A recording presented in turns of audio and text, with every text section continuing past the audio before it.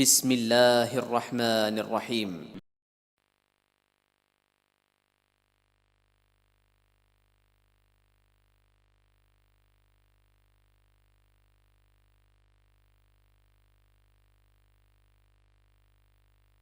اعوذ باللہ من الشیطان الرجیم۔ بسم اللہ الرحمن الرحیم۔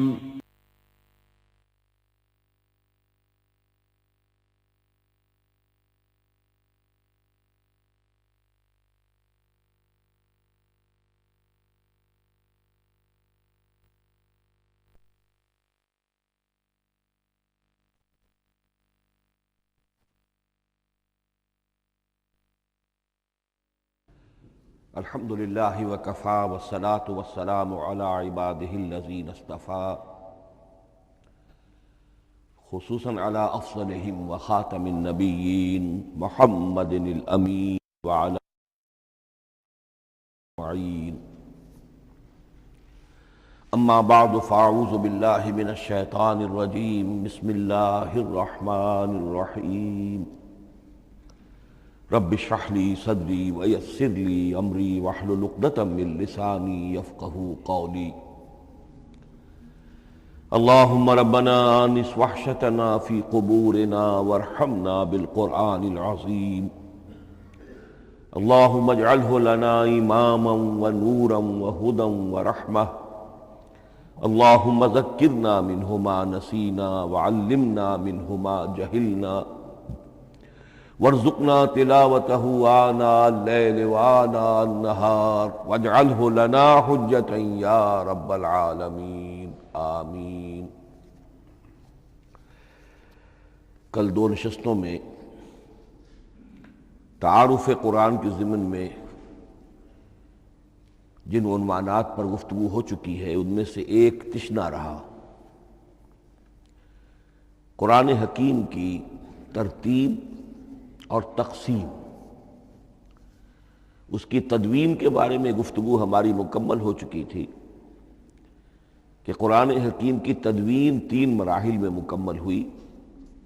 اولاً خود حضور صلی اللہ علیہ وسلم نے اللہ تعالیٰ ہی کے حکم سے قرآن مجید کو مرتب کر دیا اور اس مرتب شکل میں امت کو منتقل کیا۔ ترتیب معین ہو چکی تھی، لیکن وہ کتابی شکل میں ما بین الدفترین جمع نہیں ہوا۔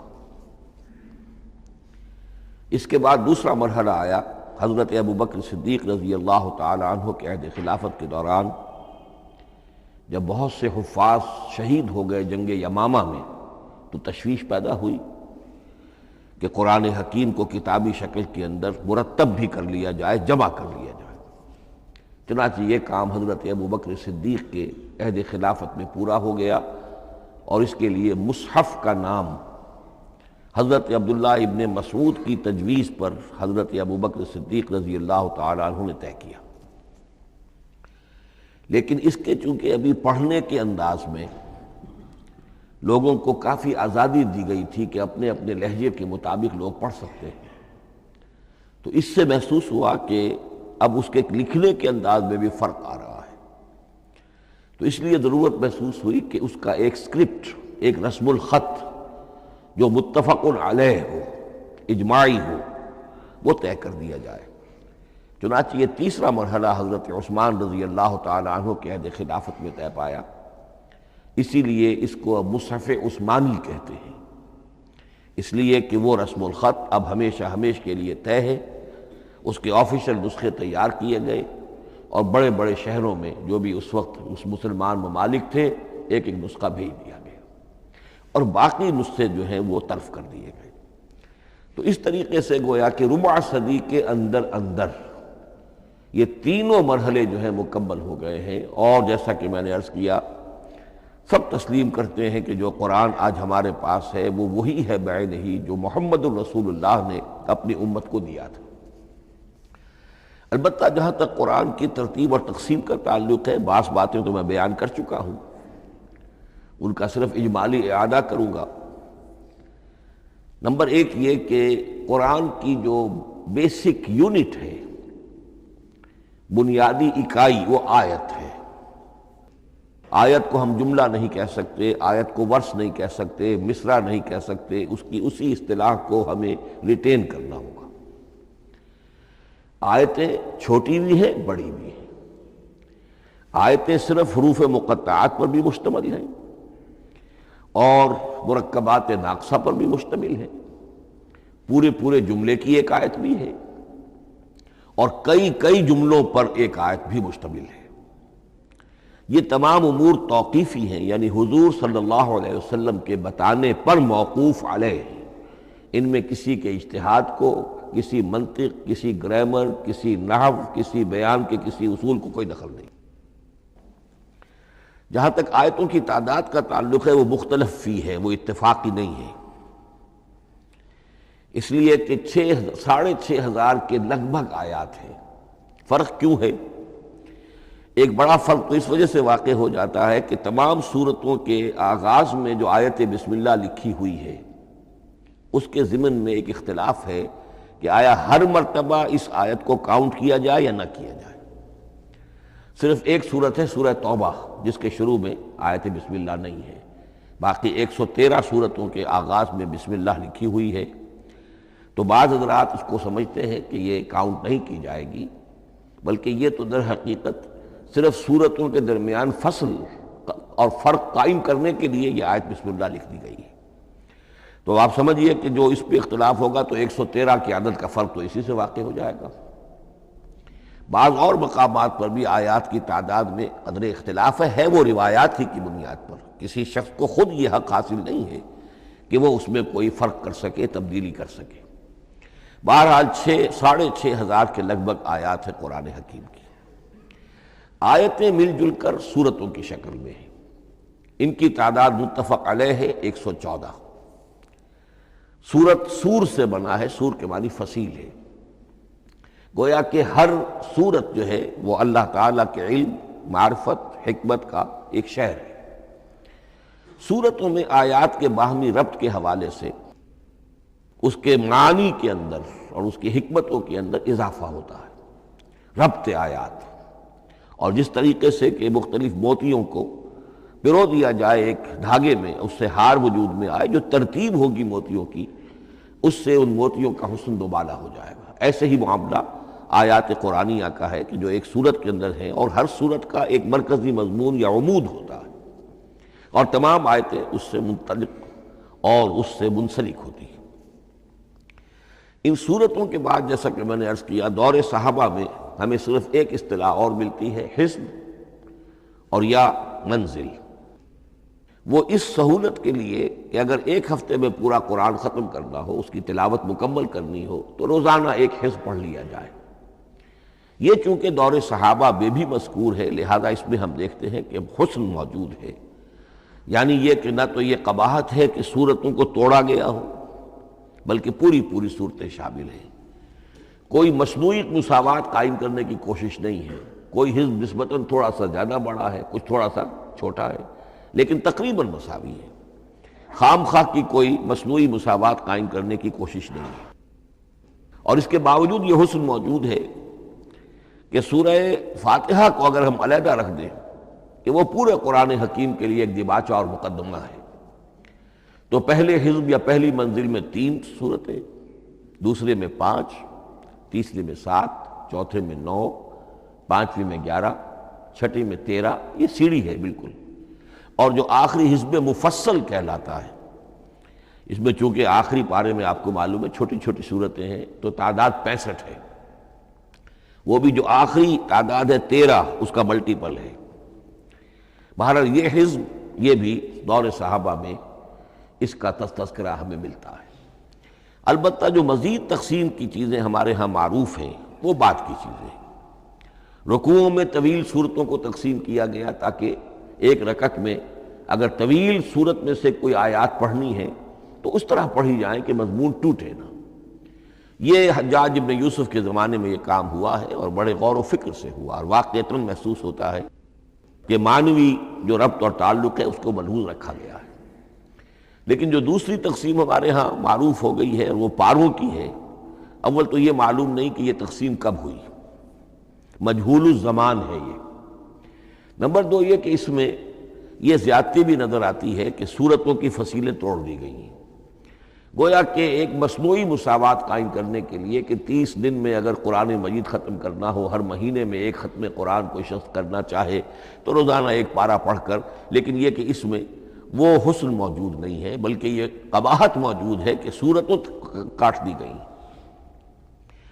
اس کے بعد اب جو بات مجھے عرض کرنی تھی وہ یہ ہے کہ زیادہ عرصہ نہیں گزرا کہ قرآن حکیم کی ترتیب اور تقسیم کے ضمن میں ایک اور حقیقت سامنے آئی ہے، اور یہ حقیقت یہ ہے کہ قرآن حکیم کی سورتوں کے گروپس ہیں۔ اب یہ چونکہ ایک بالکل ماضی قریب کا معاملہ ہے، اس سے پہلے یہ ذکر موجود نہیں تھا۔ اول تو یہ بات بھی مان لیجئے کہ قرآن مجید میں ترتیب اور نظم، اس کے بارے میں ہمارے اسلاف نے نہ کوئی زیادہ محنت کی اور نہ انہوں نے سمجھا کہ اس میں کوئی خاص ربط ہونا ضروری ہے، لیکن یہ کہ عہد حاضر میں مولانا حمید الدین فراہی رحمۃ اللہ علیہ ہندوستان میں ایک ایسے عالم پیدا ہوئے کہ جنہوں نے نظم قرآن کو اپنا خاص موضوع بنایا کہ یہ جو آیات باہم جوڑی گئی ہیں تو آخر کوئی حکمت ہے، سورتوں میں جو ربط قائم کیا گیا ہے یقیناً حکمت پر مبنی ہے، ورنہ سب سے سیدھی ترتیب تو جیسا کہ میں نے کل عرض کیا تھا یہ ہوتی ترتیب نزولی سے قرآن کو مرتب کر دیا جاتا، لیکن یہ کہ صورتیں آپ کو معلوم ہے طویل صورتوں میں ایسا بھی ہے کہ وہ ایک وقت میں نازل نہیں ہوئی بلکہ متعدد اوقات میں، اور سورہ بقرہ جو ہے وہ تقریباً 2 سال میں اس کی جو تنزیل ہے وہ مکمل ہوئی، تو پھر کچھ آیتوں کو جوڑنا، کس کو کہاں رکھنا ہے کس کو کہاں رکھنا ہے، تو یہ حضور صلی اللہ علیہ وسلم نے خود کیا ہے، اللہ تعالیٰ کے حکم سے کیا ہے، تو یہ چیزیں حکمت سے خالی تو نہیں ہو سکتی۔ تو انہوں نے اس کو خاص اپنا موضوع بنایا اور ان کے سامنے بعض حقائق آئے ہیں، وہ حقائق ہیں جو اب میں آپ کے سامنے بیان کر رہا ہوں۔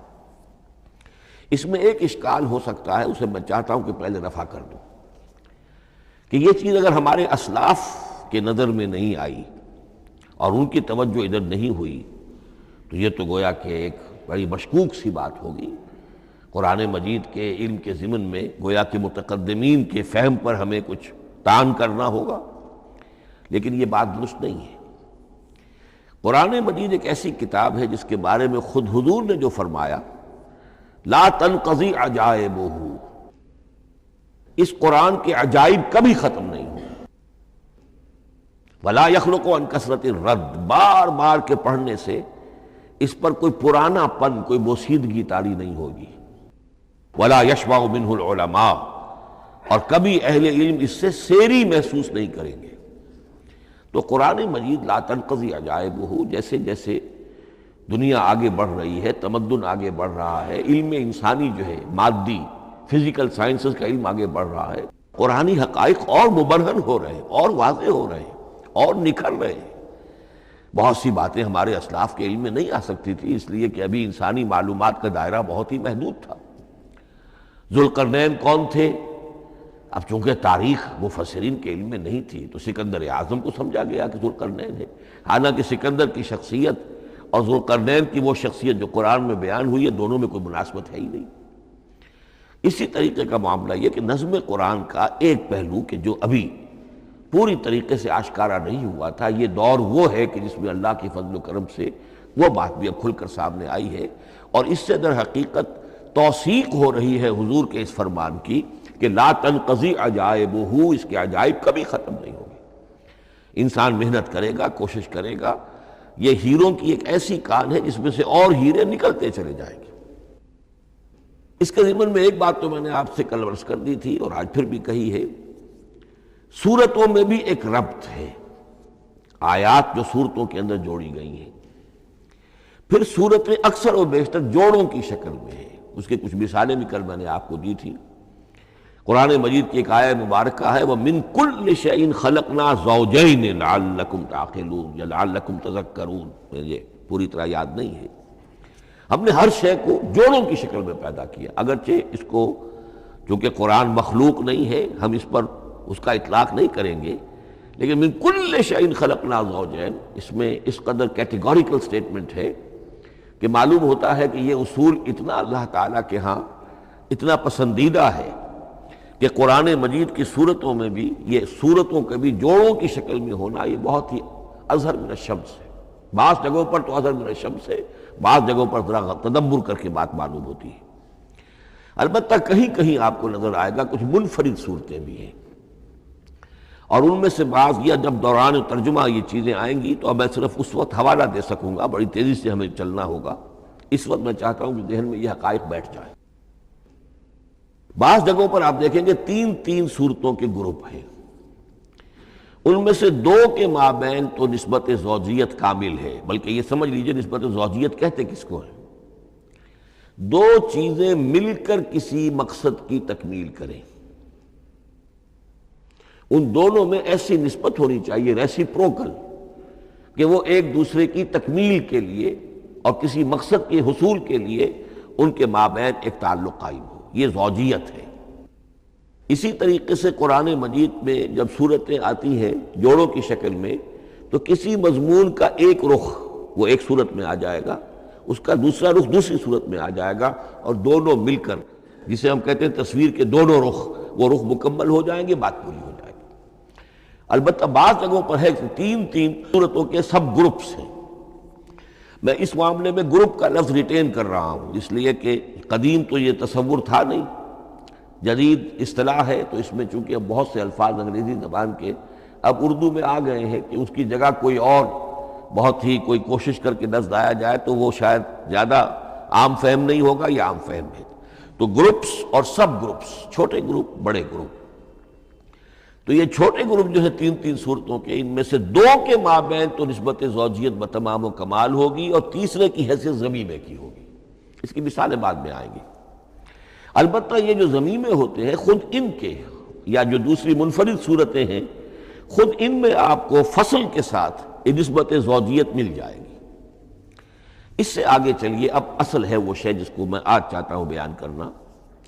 قرآن حکیم کی صورتوں کی ایک گروپنگ اس اعتبار سے سامنے آئی، کچھ صورتیں مکی پھر مدنی، پھر مکی پھر مدنی، پھر مکی پھر مدنی، پھر مکی پھر مدنی. ایسا کیوں ہے؟ بڑی قابل غور بات ہے. اس میں کوئی حکمت ہے؟ اور عجیب بات یہ سامنے آئی، اس اعتبار سے بھی قرآن کے 7 گروپ بنتے ہیں. ہر گروپ میں ایک یا ایک سے زائد مکی صورت اور پھر ایک یا ایک سے زائد مدنی صورتیں. ایک گروپ پورا ہو گیا. دوسرے گروپ میں پھر ایک یا ایک سے زائد مکی صورت، پھر ایک یا ایک سے زائد مدنی صورتیں، وہ پھر گروپ مکمل ہو گیا. یہ گروپ بھی قرآن حکیم میں 7 ہے.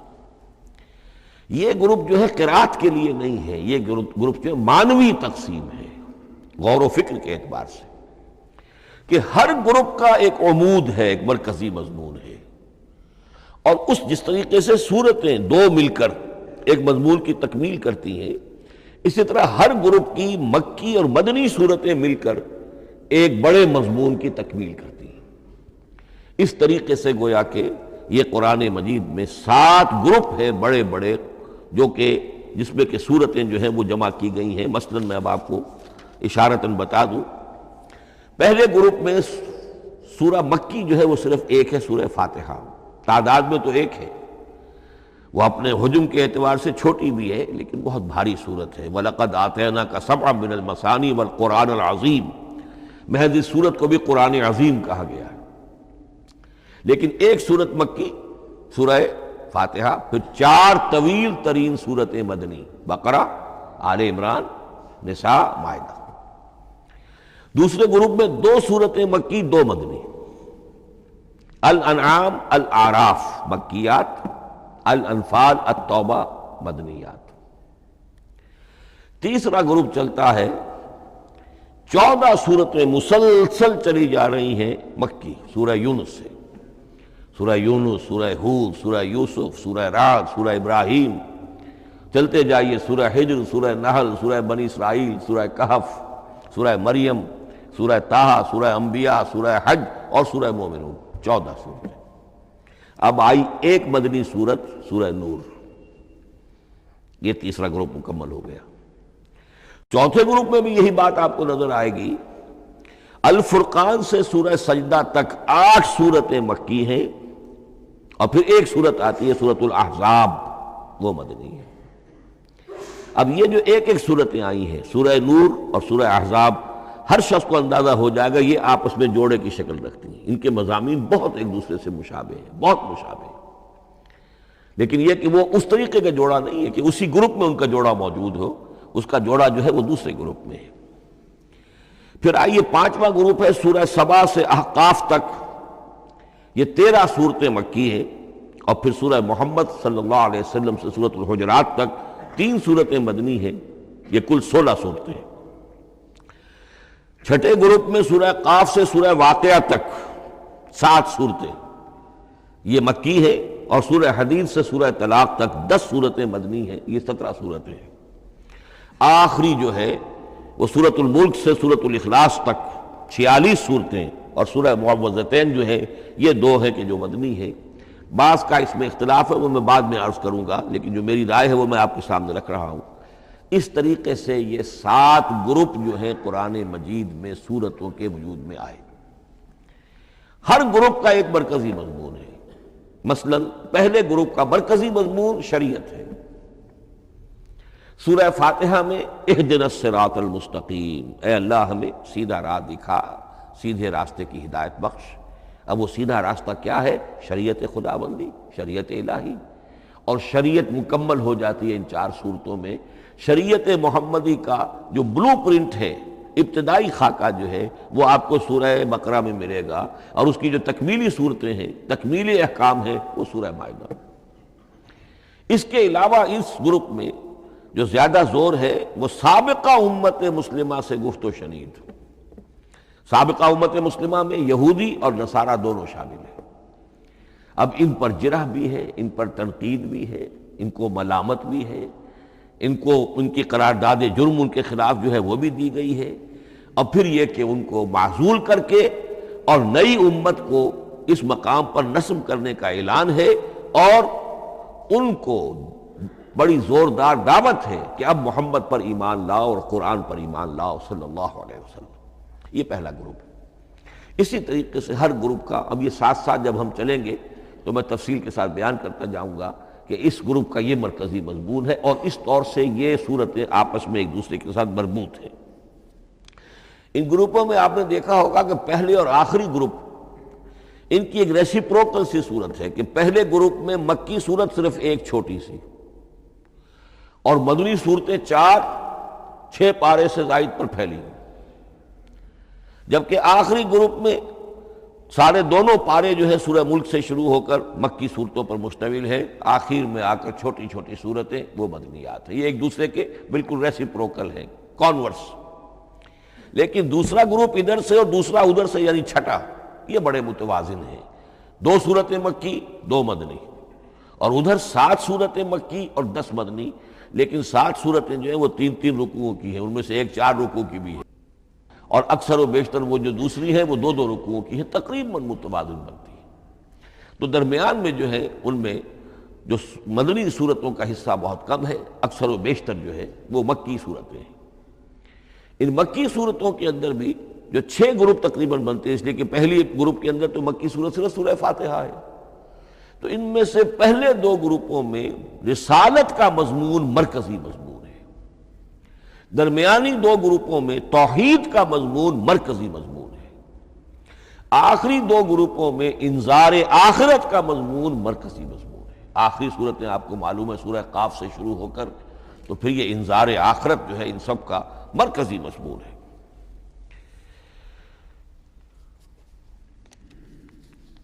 مدنی قرآن جو ہے یہ بھی آپ نوٹ کر لیجئے کہ کل قرآن کا 1/3 ہے تقریباً، اور اس 1/3 کا 2/3 پورا کا پورا پہلے گروپ میں آ گیا ہے، سورہ بقرہ، سورہ آل عمران، سورہ نساء، سورہ مائدہ۔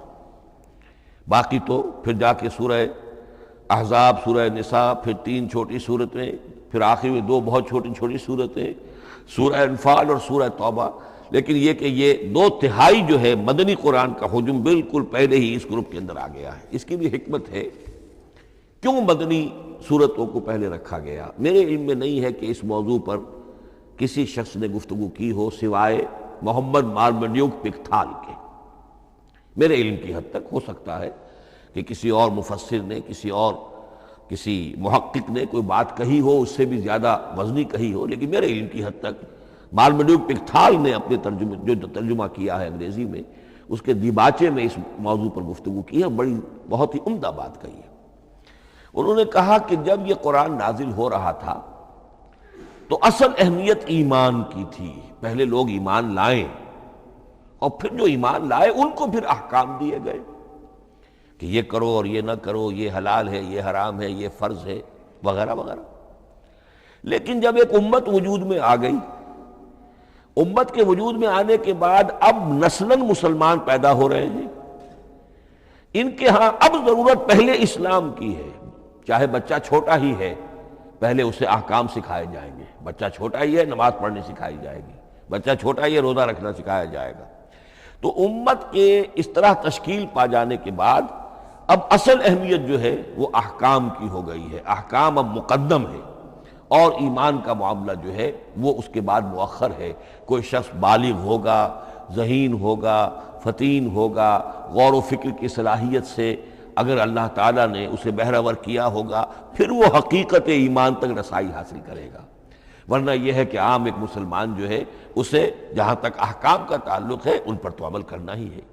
تو یہ بڑی میں سمجھتا ہوں کہ ذہانت پر مبنی بات ہے کہ جو محمد مارمیڈیوک پکتھال نے کہی ہے، اور مجھے اس سے اتفاق ہے۔ اب آئیے اگلا معاملہ، اگلی بحث، اگلا موضوع، قرآن کا موضوع کیا ہے؟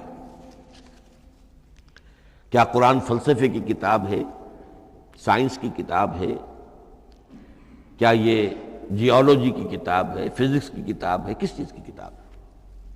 تو پہلی بات یہ سمجھیے، قرآن کا موضوع ہے انسان،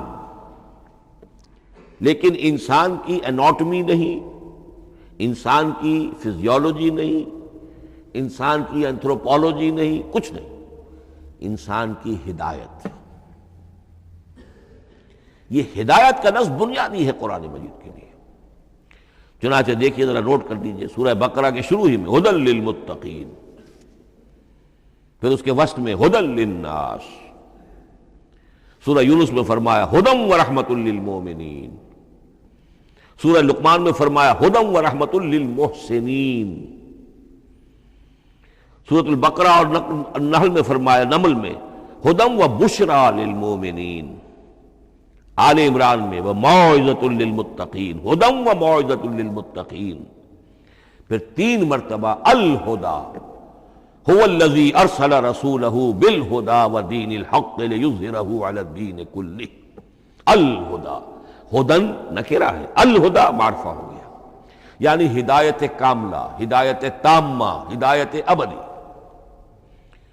اسی طرح سورۃ النجم میں فرمایا وَلَقَدْ جَاءَهُم مِّن رَّبِّهِمُ الْهُدَىٰ، سورۃ الجن میں وَإِنَّا لَمَّا سَمِعْنَا الْهُدَىٰ آمَنَّا بِهِ، سورہ بنی اسرائیل میں وَمَا مَنَعَ النَّاسَ أَن يُؤْمِنُوا إِذْ جَاءَهُمُ الْهُدَىٰ، سورہ بنی اسرائیل میں بھی یہ الفاظ آئے، سورہ کہف میں بھی آئے۔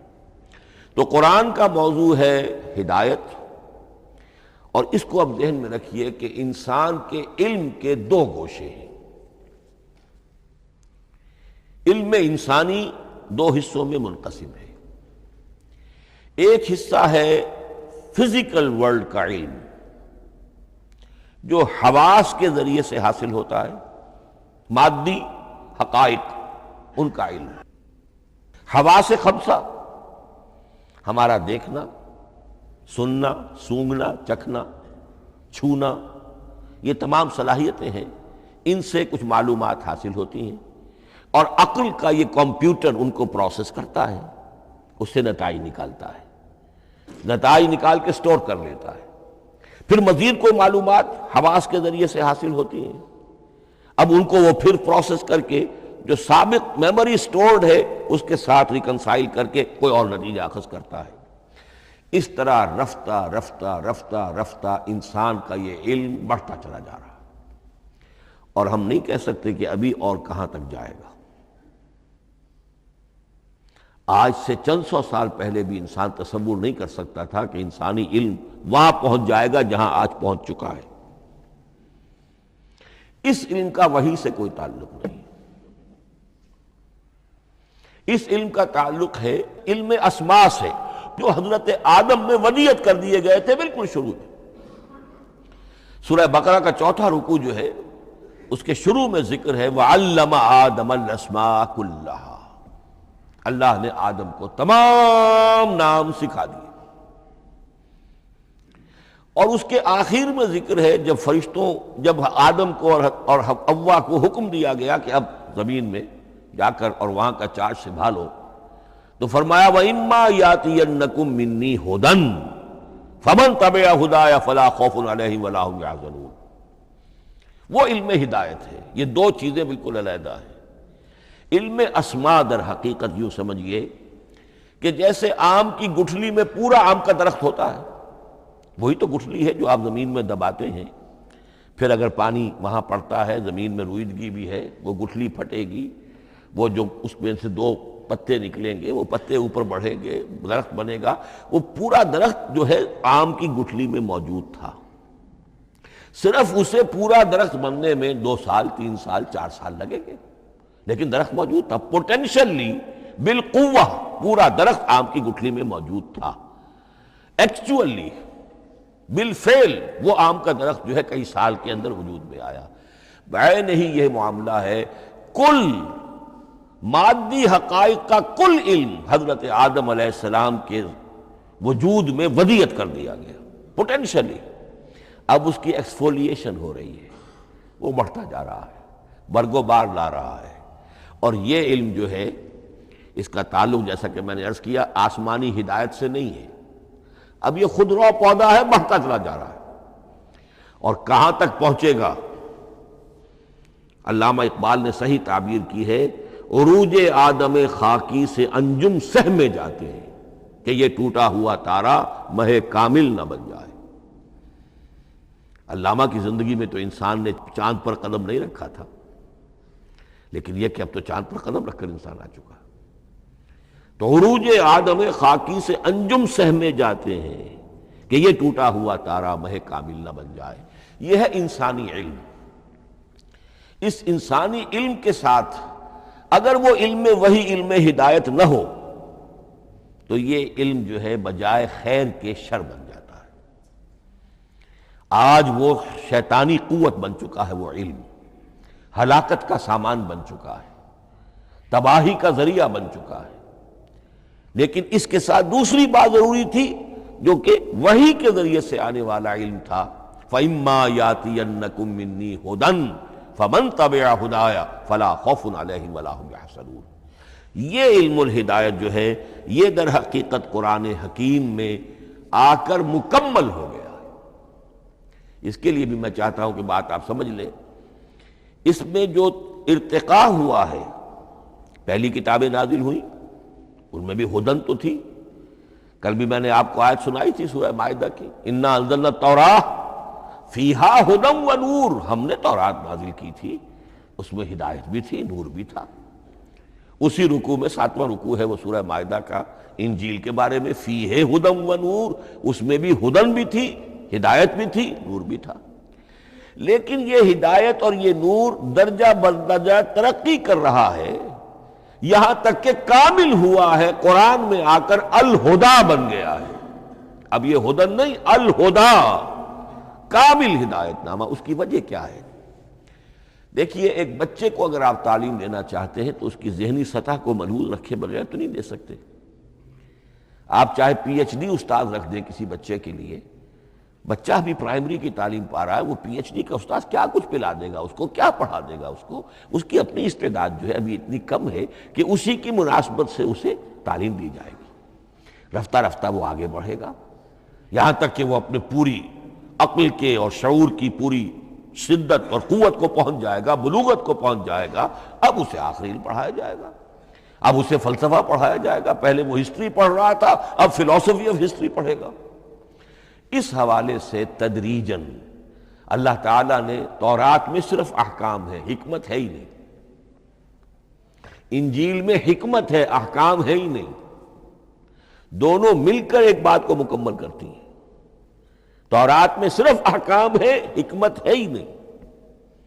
جیسے کہ میں نے عرض کیا تھا، بچے کو آپ بتا دیتے ہیں بھئی روزہ ٹوٹ جاتا ہے اس طریقے سے، روزے کا مطلب یہ ہے اب دن بھر کھانا کچھ نہیں ہے، چاہے بچہ ابھی 6 سال کا ہے، 7 سال کا ہے، 8 سال کا ہے، آپ بتا رہے ہیں احکام تو دے دیے جائیں، یہ کرو یہ نہ کرو، یہ ڈوز ہیں یہ ڈونٹس ہیں، تو احکام 10 دی 10 کمانڈمنٹس، احکام دیے گئے، حکمت نہیں۔ ابھی حکمت کا تحمل ان کے لیے ممکن نہیں تھا، ابھی وہ عہد طفولیت ہے نوع انسانی کا۔ یوں سمجھیے کہ آج سے 3500 سال قبل کا انسان، 1400 قبل مسیح میں تورات دی گئی ہے حضرت موسیٰ علیہ السلام کو، اب یہ 2000 مسیح آنے والا ہے، تو 3400 سال پہلے کی بات ہے، تو انسانی ذہن ابھی جس سطح پر تھا، یہاں تک کہ 2000 سال پہلے حضرت مسیح علیہ السلام کے بھی الفاظ انجیل میں موجود ہیں، اب بھی موجود ہیں۔ اپنے حوارین سے آپ نے فرمایا تھا ابھی مجھے تم سے اور بھی بہت سی باتیں کہنی تھیں، مگر ابھی تم ان کا تحمل نہیں کر سکو گے، جب وہ فارقلیت آئے گا تو تمہیں سب کچھ بتائے گا۔ یہ پیشین گوئی تھی محمد الرسول اللہ صلی اللہ علیہ وسلم۔ ابھی تم تحمل نہیں کر سکتے، ابھی 600 برس اور چاہیے تمہاری ذہنی بلوغت کے لیے۔ تو الہدا مکمل ہوا ہے قرآن حکیم میں آ کر۔ البتہ ایک نقطہ اس میں نوٹ کیجئے، قرآن مجید اگرچہ کتاب ہدایت ہے، سائنس کی کتاب نہیں ہے، لیکن اس میں سائنٹیفک فینومینا کی طرف اشارے موجود ہیں، چونکہ قرآن مجید ان تمام جو بھی یہ کائناتی حقائق ہیں ان سب کو آیات الہیہ قرار دیتا ہے۔ ان فی خلق السماوات والارض واختلاف اللیل والنہار والفلک التی تجری فی البحر بما ينفع الناس وما انزل اللہ من السماء من ماء فاحیا به الارض بعد موتها وبث فیہا من کل دابۃ وتصریف الریاح والسحاب المسخر بین السماء والارض لآیات لقوم یعقلون۔ یہ سب نشانیاں ہیں اللہ کی قدرت، اللہ کی عظمت، اللہ کے علم کامل، اللہ کی حکمت بالغہ، سب نشانیاں۔ تو یہ جو فزیکل فینومینا ہے ان کی طرف قرآن ریفر کرتا ہے۔ بعض حقائق وہ ہے کہ جن کا تعلق ایسٹرونومی سے، کل فی فلک یسبحون، یہ تمام اجرام سماویہ جو ہیں یہ اپنے اپنے مدار میں تیر رہے ہیں، معلوم ہوا ہر شے حرکت میں ہے۔ انسان پر تو ایک دور ایسا گزرا ہے وہ یہ سمجھتا تھا زمین ساکن ہے اور سورج حرکت کر رہا ہے، پھر ایک دور آیا کہا نہیں سورج ساکن ہے، زمین حرکت کرتی ہے، اس کے گرد چکر لگاتی ہے، اور آج ہمیں معلوم ہوا ہر شے حرکت میں ہے، ہر شے۔ سورج کا بھی اپنا ایک مدار ہے، اس میں وہ حرکت کر رہا ہے اپنے پورے کنبے کو لے کر، یہ پورا سولر سسٹم اس کا کنبہ ہے، اس پورے کنبے کو لے کر وہ بھی ایک مدار میں حرکت کر رہا ہے۔ تو معلوم ہوا کل فی فلک یسبحون۔ اب یہ کل کا لفظ جس طرح منقع ہو کر، جس طرح مبرہن ہو کر، جس شان کے ساتھ آج وہ حویدا ہوا ہے، واضح ہوا ہے، آج سے پہلے انسان کو معلوم نہیں تھا۔ تو یہ جو فزیکل فینومینا ہے جن کی طرف قرآن مجید ریفر کرتا ہے، یہ اگرچہ قرآن کا اصل موضوع نہیں ہے، لیکن ایک بات جان لیجئے کہ قرآن مجید میں ان فزیکل فینومینا کے بارے میں جو بات کہی گئی ہے وہ غلط نہیں ہو سکتی، اور یہ وہ حقیقت ہے کہ جو اس دور میں آ کر اتنی واضح ہوئی ہے۔ آپ نے نام سنا ہوگا ڈاکٹر مورس بکائی کا، یہ فرانسیسی سرجن تھے، انہوں نے مطالعہ کیا، کمپیریٹو اسٹڈی کی قرآن بائبل دونوں کی، بائبل سے مراد اولڈ ٹیسٹمنٹ نیو ٹیسٹمنٹ دونوں، اور وہ اس نتیجے پر پہنچا کہ پورے قرآن میں کوئی ایک لفظ ایسا نہیں ہے جسے ہماری ساری سائنسی انکشافات میں سے کسی نے غلط ثابت کیا، جبکہ تورات میں بے شمار چیزیں ایسی ہیں کہ سائنس انہیں غلط ثابت کر چکی ہے۔ The science, the Quran and the Bible. اب یہ بات بڑی اہم ہے، اس کو بڑی خوبصورت انداز میں ڈاکٹر رفیع الدین مرحوم نے کہا ہے کہ یہ کائنات اللہ کا فعل ہے، عمل ہے، اس کی تخلیق ہے، اس کی تدبیر ہے، اور قرآن اللہ کا قول ہے۔ قول و عمل میں تضاد ممکن نہیں، عام انسان کے قول و عمل میں تضاد ممکن نہیں، اللہ کے قول و فعل میں اور قول و عمل میں تضاد ہو سکتا ہے۔ ہاں یہ ہو سکتا ہے کہ ایک دور میں انسانوں نے بات سمجھی نہ ہو، ان کا ذہن وہاں تک پہنچا نہ ہو، ان کی معلومات کا دائرہ ابھی اس حد تک ہو کہ ان حقائق تک نہ پہنچا ہو، لیکن جیسے جیسے وقت آئے گا مزید حقائق منکشف ہوں گے اور یہ بات اور زیادہ سے زیادہ واضح سے واضح تر ہوتی چلی جائے گی کہ جو کچھ قرآن میں لکھا ہے وہی برحق ہے۔ ہاں، آج سے پہلے انسانی ذہن اس حد تک رسائی حاصل کرنے کا اہل نہیں تھا، اور یہ ہے در حقیقت آیت قرآن حکیم کی۔ یہ سورہ حامیم السجدہ کی لاسٹ بٹ ون آیت ہے، سَنُرِيهِمْ آیاتنا فی الآفاق وفی انفسہم حتی یتبین لہم انہ الحق، ہم انہیں دکھاتے چلے جائیں گے اپنی نشانیاں، آفاق میں بھی انفس میں بھی۔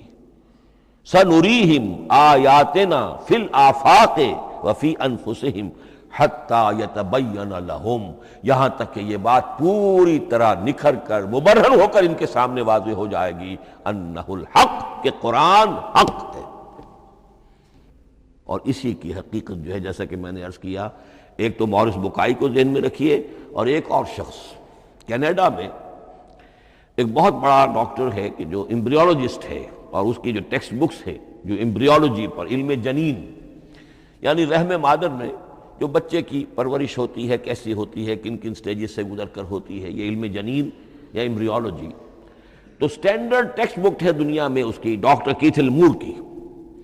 اور وہ حیران رہ گیا کہ میں نے جب قرآن کا مطالعہ کیا کہ آج سے 1400 برس قبل، جبکہ نہ مائکروسکوپ تھی، نہ ڈسیکشن ہوتا تھا ابھی ہیومن باڈی کا، یہ حقائق جو قرآن بیان کر رہا ہے، وَلَقَدْ خَلَقْنَا الْإِنسَانَ مِنْ صُلَالَةٍ مِّن مَّاءٍ مَّهِينٍ ثُمَّ جَعَلْنَاهُ نُطْفَةً فِي قَرَارٍ مَّكِينٍ ثُمَّ خَلَقْنَا النُّطْفَةَ عَلَقَةً فَخَلَقْنَا الْعَلَقَةَ مُضْغَةً فَخَلَقْنَا الْمُضْغَةَ عِظَامًا فَكَسَوْنَا الْعِظَامَ لَحْمًا، یہ کہاں سے معلوم ہوئی؟ اور واقعہ یہ ہے کہ اس سے زیادہ صحیح تعبیر ممکن نہیں۔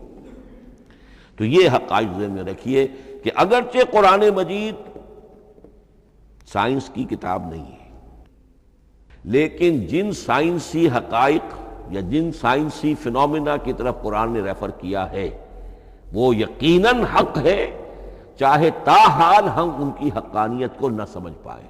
مثلا آج بھی مجھے نہیں معلوم کہ قرآن جو 7 آسمان کہتا ہے تو 7 آسمان سے کیا مراد، مجھے نہیں معلوم، لیکن مجھے یقین ہے کہ ایک وقت آئے گا کہ انسان سمجھے گا کہ ٹھیک ٹھیک یہ الفاظ جو ہیں 7 آسمان، یہ منطبق ہوتے ہیں اس حقیقت پر جو آج ہمارے علم میں آئی ہے، پہلے نہیں آئی تھی۔ البتہ ایک اور نقطہ جو بہت اہم ہے عملی اعتبار سے، میں نے اسی لیے یہ ساری تمہید کی ہے کہ قرآن سائنس کی کتاب نہیں ہے، نہ سائنس کی ہے نہ ٹیکنالوجی کی ہے۔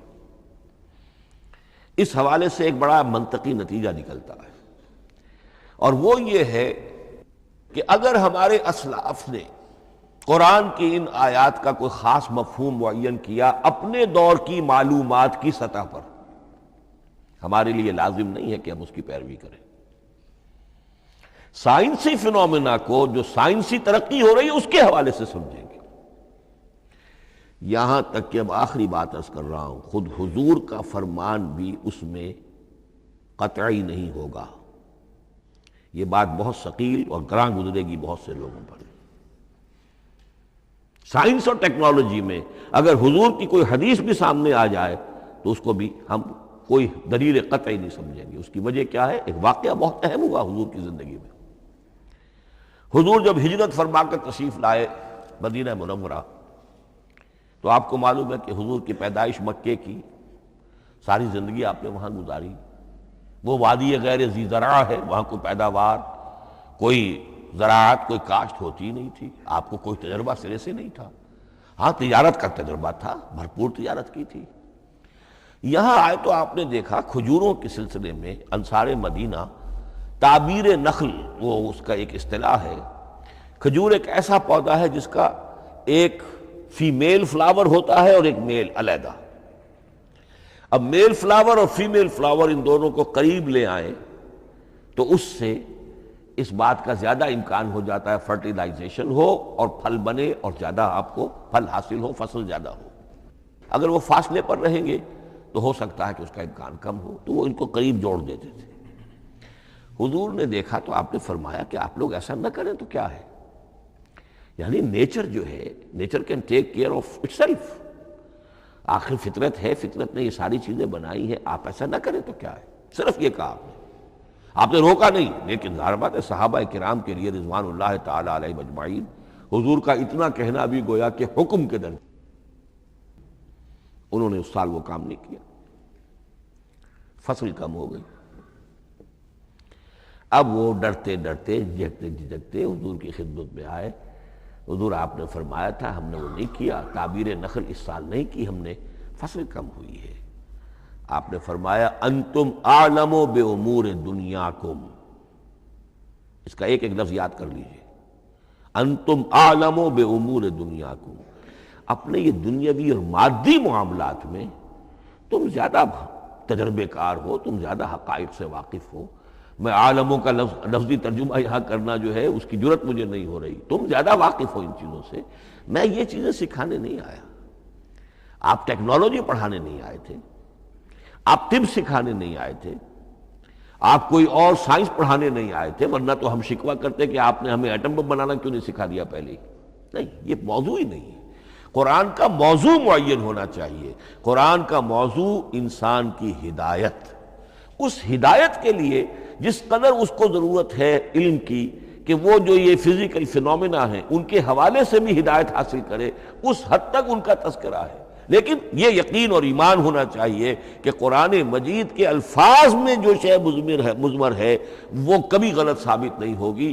یہ ہو سکتا ہے کہ قرآن کی کسی آیت کا کوئی مفہوم ہمارے اسلاف نے 1000 برس پہلے یا 600 برس پہلے سمجھا ہو اور وہ مفہوم غلط ثابت ہو جائے، وہ ایک علیحدہ بات ہوگی. لیکن قرآن مجید کا ٹیکسٹ جو ہے اس کے اندر کہیں ایسی بات نہیں آ سکتی. اب آئیے فہم قرآن کے اصول. ظاہر بات ہے کہ اس موضوع پر اصول تفسیر پر کوئی مجھے تفصیلی اس وقت گفتگو کرنے کا موقع تو نہیں ہے. البتہ یہ کہ 7 گنتی کر کے چیزیں نوٹ کر لیجئے کہ جس سے قرآن مجید کے فہم میں سہولت حاصل ہوگی.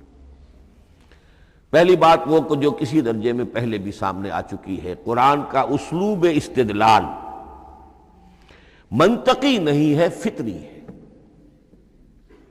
ایک ہوتا ہے منطق کی گتھیوں سے اور منطق کے اصولوں سے اور منطق کی دلیلوں سے بات ثابت کی. یہ نہیں، قرآن فطرت انسانی کے مطابق بات کرتا ہے.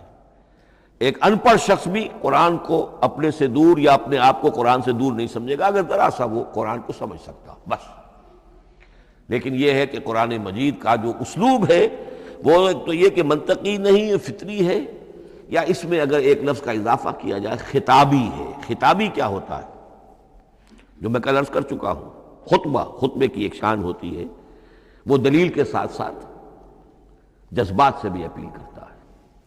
اور اس میں آپ کو ایک اپنے باطن میں جھانکنے کی دعوت دی جاتی ہے. تم ذرا اپنے باطن میں جھانک کر دیکھو.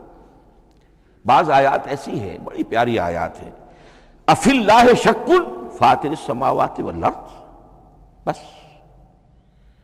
کیا اللہ کی ہستی میں بھی کوئی شک ہو سکتا ہے جو آسمان اور زمین کا پیدا کرنے والا ہے؟ غور کرو، سوچو. تو یہ صرف آپ کے دروں بینی، آپ کو اپنے اندر جھانکنے کی دعوت ہے. اسی طرح اَإِنَّكُمْ لَتَشْهَدُونَ أَنَّ مَعَ اللَّهِ آلِهَةً أُخْرَىٰ. کیا واقعتاً تم اس کی گواہی دیتے ہو کہ اللہ کے ساتھ کوئی اور بھی الہ ہے؟ یہ گویا کہ کسی کے آنکھوں میں آنکھیں ڈال کر پیئرسنگ آئیز کے ساتھ کسی سے سوال کرنا. کیا واقعی؟ اور اس میں در حقیقت کون سی ہے پس منظر میں؟ یہ بنائے ہوئے ڈھکوسلے ہیں، ان پر خود تمہارا دل مطمئن نہیں ہے. تم کہتے تو ہو یہ ہمارا عقیدہ ہے اور یہ ہماری بات ہے اور یہ ہمارا موروثی عقیدہ ہے، ھذا ما وجدنا علیہ آباءنا، ہم نے آباء، لیکن واقعتاً غور تو کرو، کیا واقعی تم گواہی دیتے ہو کہ اللہ کے سوا کوئی اور الہ بھی موجود ہے؟ اس کو آپ کہیں گے خطابی انداز. نمبر 2، قرآن حکیم میں 2 طرح کی آیات ہیں، محکمات اور متشابہات. یہ سورہ آل عمران کے شروع میں یہ بہت اہم مضمون جو ہے وہ آ گیا ہے. هو الذی انزل علیک الکتاب منہ آیات محکمات ہن ام الکتاب واخر متشابہات. آل عمران آیت نمبر 7. اب یہ جو متشابہات ہیں یہ کون سی ہیں؟ اور محکمات ہیں وہ کون سی ہیں، اس کو ذہن میں رکھیے۔ نمبر 1، محکم قطعی، تمام جتنی بھی آیات احکام ہیں وہ محکم ہیں، یہ کرو یہ نہ کرو، یہ جائز یہ حرام، آیات احکام محکم، اسی ایک مادے سے لفظ بنا ہے، یہ محکم بھی اور احکام حکم۔ البتہ عالم غیب کی ساری خبریں متشابہات میں سے، عالم غیب ہو، عالم ارواح ہو، عالم برزخ ہو، عالم آخرت ہو، ان کے تمام حقائق یہ متشابہات میں سے، ان کو ہم حقیقتاً سمجھ نہیں سکتے، ہمارا تجربہ ہی نہیں، ہمارا کوئی مشاہدہ ہی نہیں۔ جیسا کہ ایک حدیث میں آیا ہے، جنت کی جو بھی نعمتیں ہیں، ایک تو وہ نعمتیں جن کا ذکر قرآن میں ہے اور ان الفاظ میں ہے جن سے ہم واقف ہیں۔ اب ان میں تو یہ ہے کہ حور و قصور اور پھل اور یہ اور دودھ اور شہد اور وغیرہ وغیرہ وغیرہ، وہ چیزیں ہم جانتے ہیں، تو وہ بھی حق ہیں، ایسے ہی ہوں گی، اتوب ہی متشابہہ، لیکن یہ صرف نزل ہے، یہ تو ابتدائی مہمان نوازی ہے، نزل من غفور رحیم۔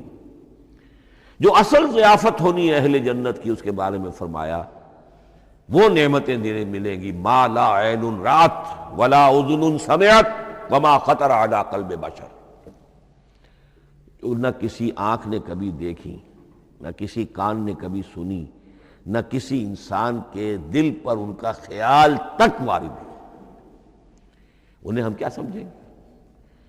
تو عالم برزخ، عالم آخرہ، عالم غیب، عالم ارواح، ان کی تمام چیزوں کو ہم آیات متشابہات میں سے سمجھیں گے۔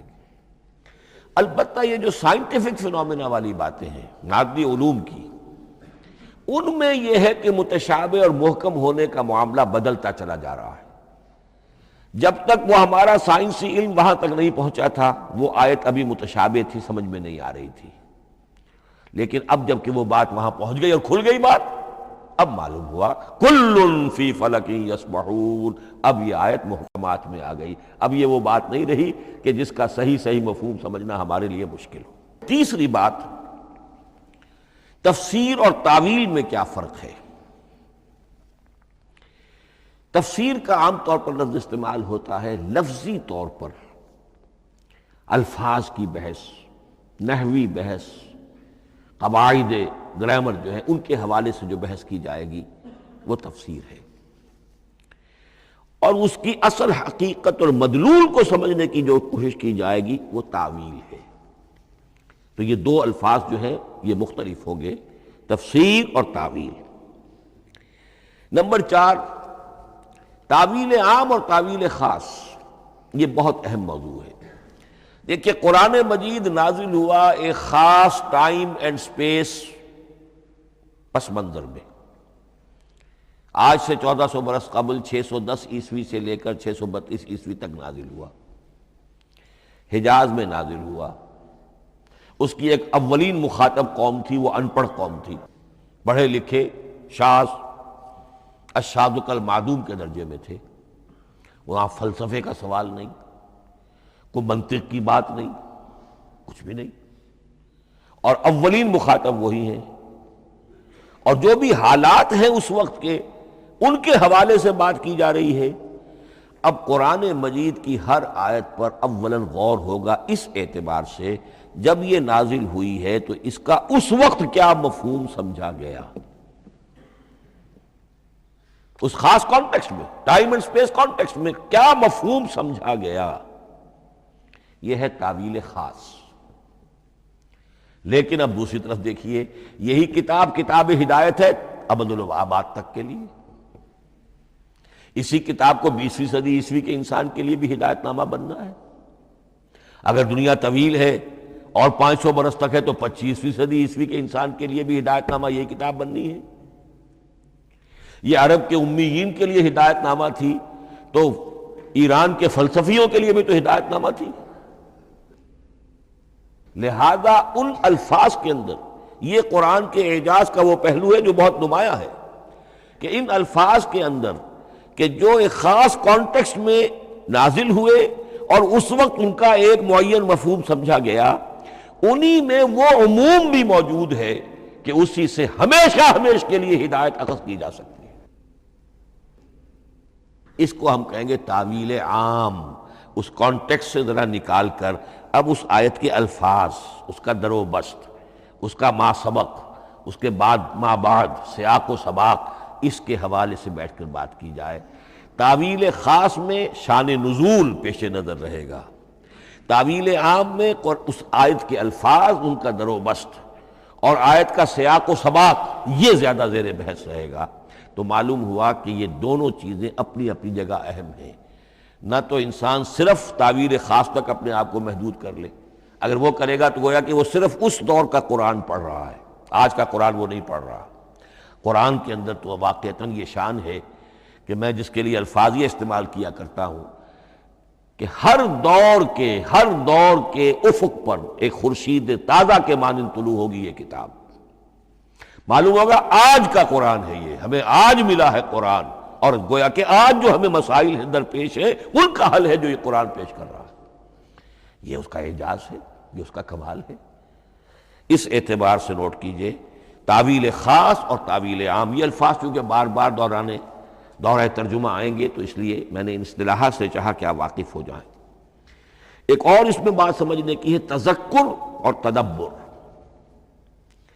قرآن سے بنیادی ہدایت حاصل کر لینا، اس کے لیے قرآن انتہائی آسان ہے۔ وَلَقَدْ يَسَّرْنَا الْقُرْآنَ لِلذِّكْرِ فَهَلْ مِن مُدَّكِرٍ۔ ذرا سی انسان کو عربی آتی ہو کہ براہ راست قرآن کا مفہوم آپ کے ذہن اور قلب پر نازل ہوتا چلا جائے، بس قرآن کا اصل جو پیغام ہے، جو اس کی اصل ہدایت ہے، اس کی تمثیل یوں سمجھیے کہ سمندر میں اگر کوئی آئل ٹینکر جو ہے ٹوٹ جائے تو میلوں جو آئل ہوتا ہے وہ سطح سمندر کے اوپر پھیل جاتا ہے، سطح پر رہے گا، نیچے تو جائے گا نہیں۔ تو یوں سمجھیے کہ قرآن مجید کا جو لب لباب ہے، لب لباب، وہ اس کی سطح پر موجود ہے، لیکن اس کے یہ مطلب نہیں ہے کہ صرف سطح ہی سطح ہے، اس کی گہرائی فیتم لس، اس کی گہرائی وہ ہے کہ جس کی کوئی حد نہیں۔ اب اس کے لیے تعمق، گہرائی میں غوطہ زنی کرنا، قرآن میں ہو غوطہ زن اے مرد مسلمان، اس کے اعتبار سے یہ دنیا کی مشکل ترین کتاب، اچھی طرح سمجھ لیجیے، اس کی تہ تک پہنچنا ممکن ہی نہیں۔ غلطی سے ہم کبھی کبھی کسی شخص کی مدح کرتے ہوئے کہہ دیتے ہیں فلاں شخص کو قرآن پر بڑا عبور حاصل ہے۔ ایک عالم دین نے یہ الفاظ میرے بارے میں کہہ دیے تھے، میں نے فوراً ٹوک دیا۔ میں نے کہا آپ کیا، یہ قرآن کی آپ نے گویا کہ قرآن مجید کی شان میں گستاخی کی ہے، قرآن کی توہین کی ہے۔ عبور کہتے ہیں ایک کنارے سے دوسرے کنارے کو چلے جانا، دریا عبور کر لیا، قرآن کے کنارے ہے ہی نہیں، یہ ناپیدا کنار سمندر ہے، اس سمندر کا کوئی کنارہ نہیں، نہ اس کی گہرائی اور نہ اس کے کنارے۔ لہذا پوری زندگی کوئی امام راضی ہو، کوئی زمخشری ہو، کوئی ہو، پوری زندگی کھپا کر بھی وہ یہ نہیں کہہ سکے گا کہ میں نے قرآن مجید کو بتمام و کمال سمجھ لیا ہے۔ معاذ اللہ، معاذ اللہ، معاذ اللہ، ناممکن۔ وراء الورا ثم وراء الورا، یہ ہے تذکر اور تدبر۔ اس کے لیے تو پوری زندگی انسان کھپائے، پورا وقت اس کے لیے لگائے، پوری صلاحیت کھپا دے، تب بھی وہ بہت سی جگہوں پر پھر بھی کہے گا واللہ عالم۔ امام رازی کو بھی نہ معلوم کتنے مقامات پر جا کر یہ کہنا پڑا ہے کہ اللہ بہتر جانتا ہے۔ اعلم ان ھذا المقام مقام غامض عمیق مہیب، یہ مقام تو بہت مہیب ہے، پرہیبت ہے، بہت گہرا ہے، بہت غامض ہے۔ امام رازی کہہ رہے ہیں، 30 جلدوں میں تفسیر لکھنے والا شخص۔ اقول قولی ھذا واستغفر اللہ لی ولکم ولسائر المسلمین والمسلمات۔ بسم اللہ اولہ وآخرہ۔ پچھلی نشست میں جو گفتگو چل رہی تھی وہ فہم قرآن کے ضمن میں کچھ بنیادی اصول کہ جنہیں اگر پیش نظر رکھا جائے تو سہولت ہو جائے قرآن کے سمجھنے میں۔ 5 چیزیں بیان ہو چکی تھیں۔ نمبر 1، قرآن کا اسلوب استدلال، منطقی نہیں ہے، فطری ہے، نیچرل اور خطابی ہے، انسان کو خود غور و فکر کرنے اور اپنے اندر جھانکنے کی دعوت دیتا ہے قرآن۔ ثانیاً قرآن مجید کی آیات میں تقسیم ہے محکمات اور متشابہات، اور سورہ آل عمران میں جہاں اس کا ذکر ہے فرما دیا گیا ہے کہ اہل ایمان کا شیوہ یہ ہونا چاہیے کہ وہ محکمات پر اپنی توجہ کو مرکوز رکھیں اور متشابہات کے بارے میں اجمالی طور پر یقین رکھیں کہ اللہ کی طرف سے ہے، یقیناً حق ہے، چاہے وہ ہماری سمجھ میں آئی ہے یا نہیں آئی۔ لیکن اس میں جو ایک براڈ تقسیم ہے وہ یہ کہ آیات الاحکام سب کی سب محکمات ہیں مستقل، اور عالم غیب، عالم آخرہ، عالم برزخ، عالم ارواح، عالم ملائکہ، اس کے تمام امور مستقل طور پر متشابہات میں سے۔ البتہ ایک تیسری کیٹیگری ہے کہ جو سائنٹیفک فینومینا کے ضمن میں ہو سکتا ہے کہ ایک شے آج متشابہات میں ہو، کل وہ محکمات میں داخل ہو جائے، جبکہ انسانی علم جو ہے وہاں تک پہنچ جائے اور اس کا ادراک کر سکے۔ نمبر 3، تفسیر زیادہ تر لفظی طور پر اور نحو اور صرف سے بحث کرتی ہے، تعویل کا مقصد ہے اصل مدلول تک پہنچنے کی کوشش کرنا۔ نمبر 4، تعویل میں عام اور خاص، خاص کانٹیکسٹ میں، زمان و مکان کے خاص کانٹیکسٹ میں جب قرآن نازل ہوا تو کسی آیت کا کیا اصل مفہوم تھا جو سمجھا گیا، اس میں شان نزول کی روایات کو بھی اہمیت حاصل ہوگی۔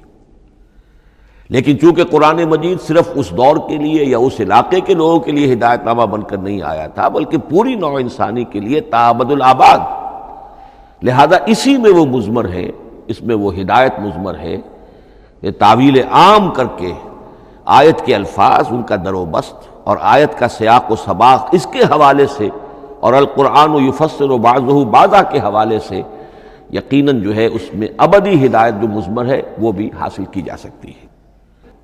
نمبر 5، تذکر اور تدبر کا فرق، یہ دونوں الفاظ قرآن کے ہیں۔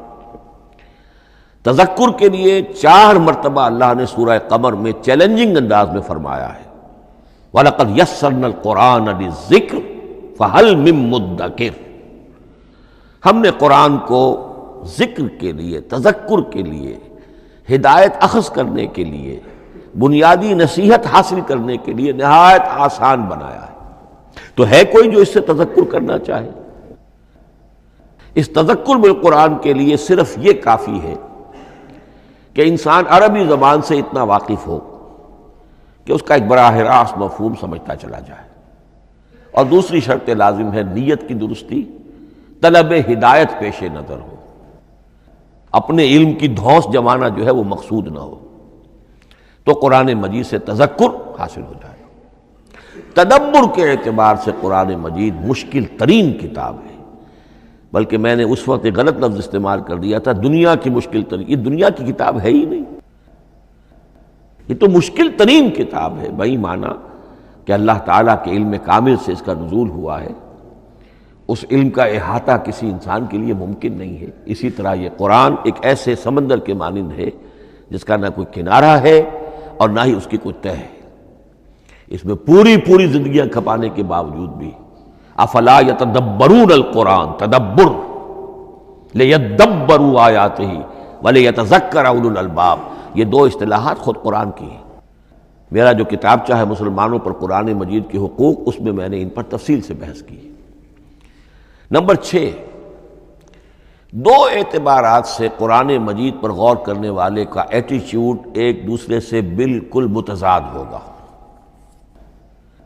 احکام کے حوالے سے ایک طالب علم کا رخ پیچھے کی طرف ہونا چاہیے، اسلاف نے کیا سمجھا، ان سے پہلوں نے کیا سمجھا، ان سے پہلوں نے کیا سمجھا، صحابہ نے کیا سمجھا، یہاں تک کہ اپنے آپ کو محمد الرسول اللہ کے قدموں میں پہنچا دیجیے۔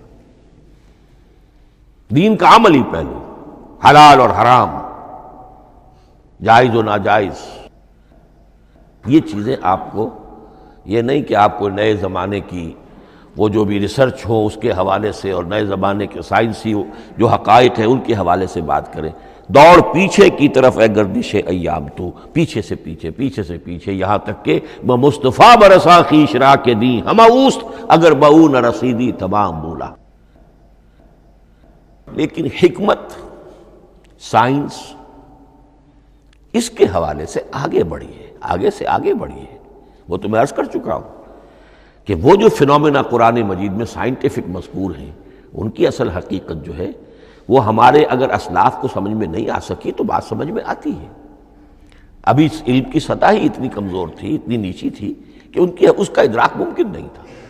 اس میں آگے بڑھیے تو اس میں بالکل متضاد ہو گیا کہ ایک میں زمانے کا ساتھ دینے کی بجائے زمانے سے بھی آگے چلو، اور ایک میں پیچھے پیچھے پیچھے پیچھے، یہاں تک کہ محمد الرسول اللہ والذین معہ،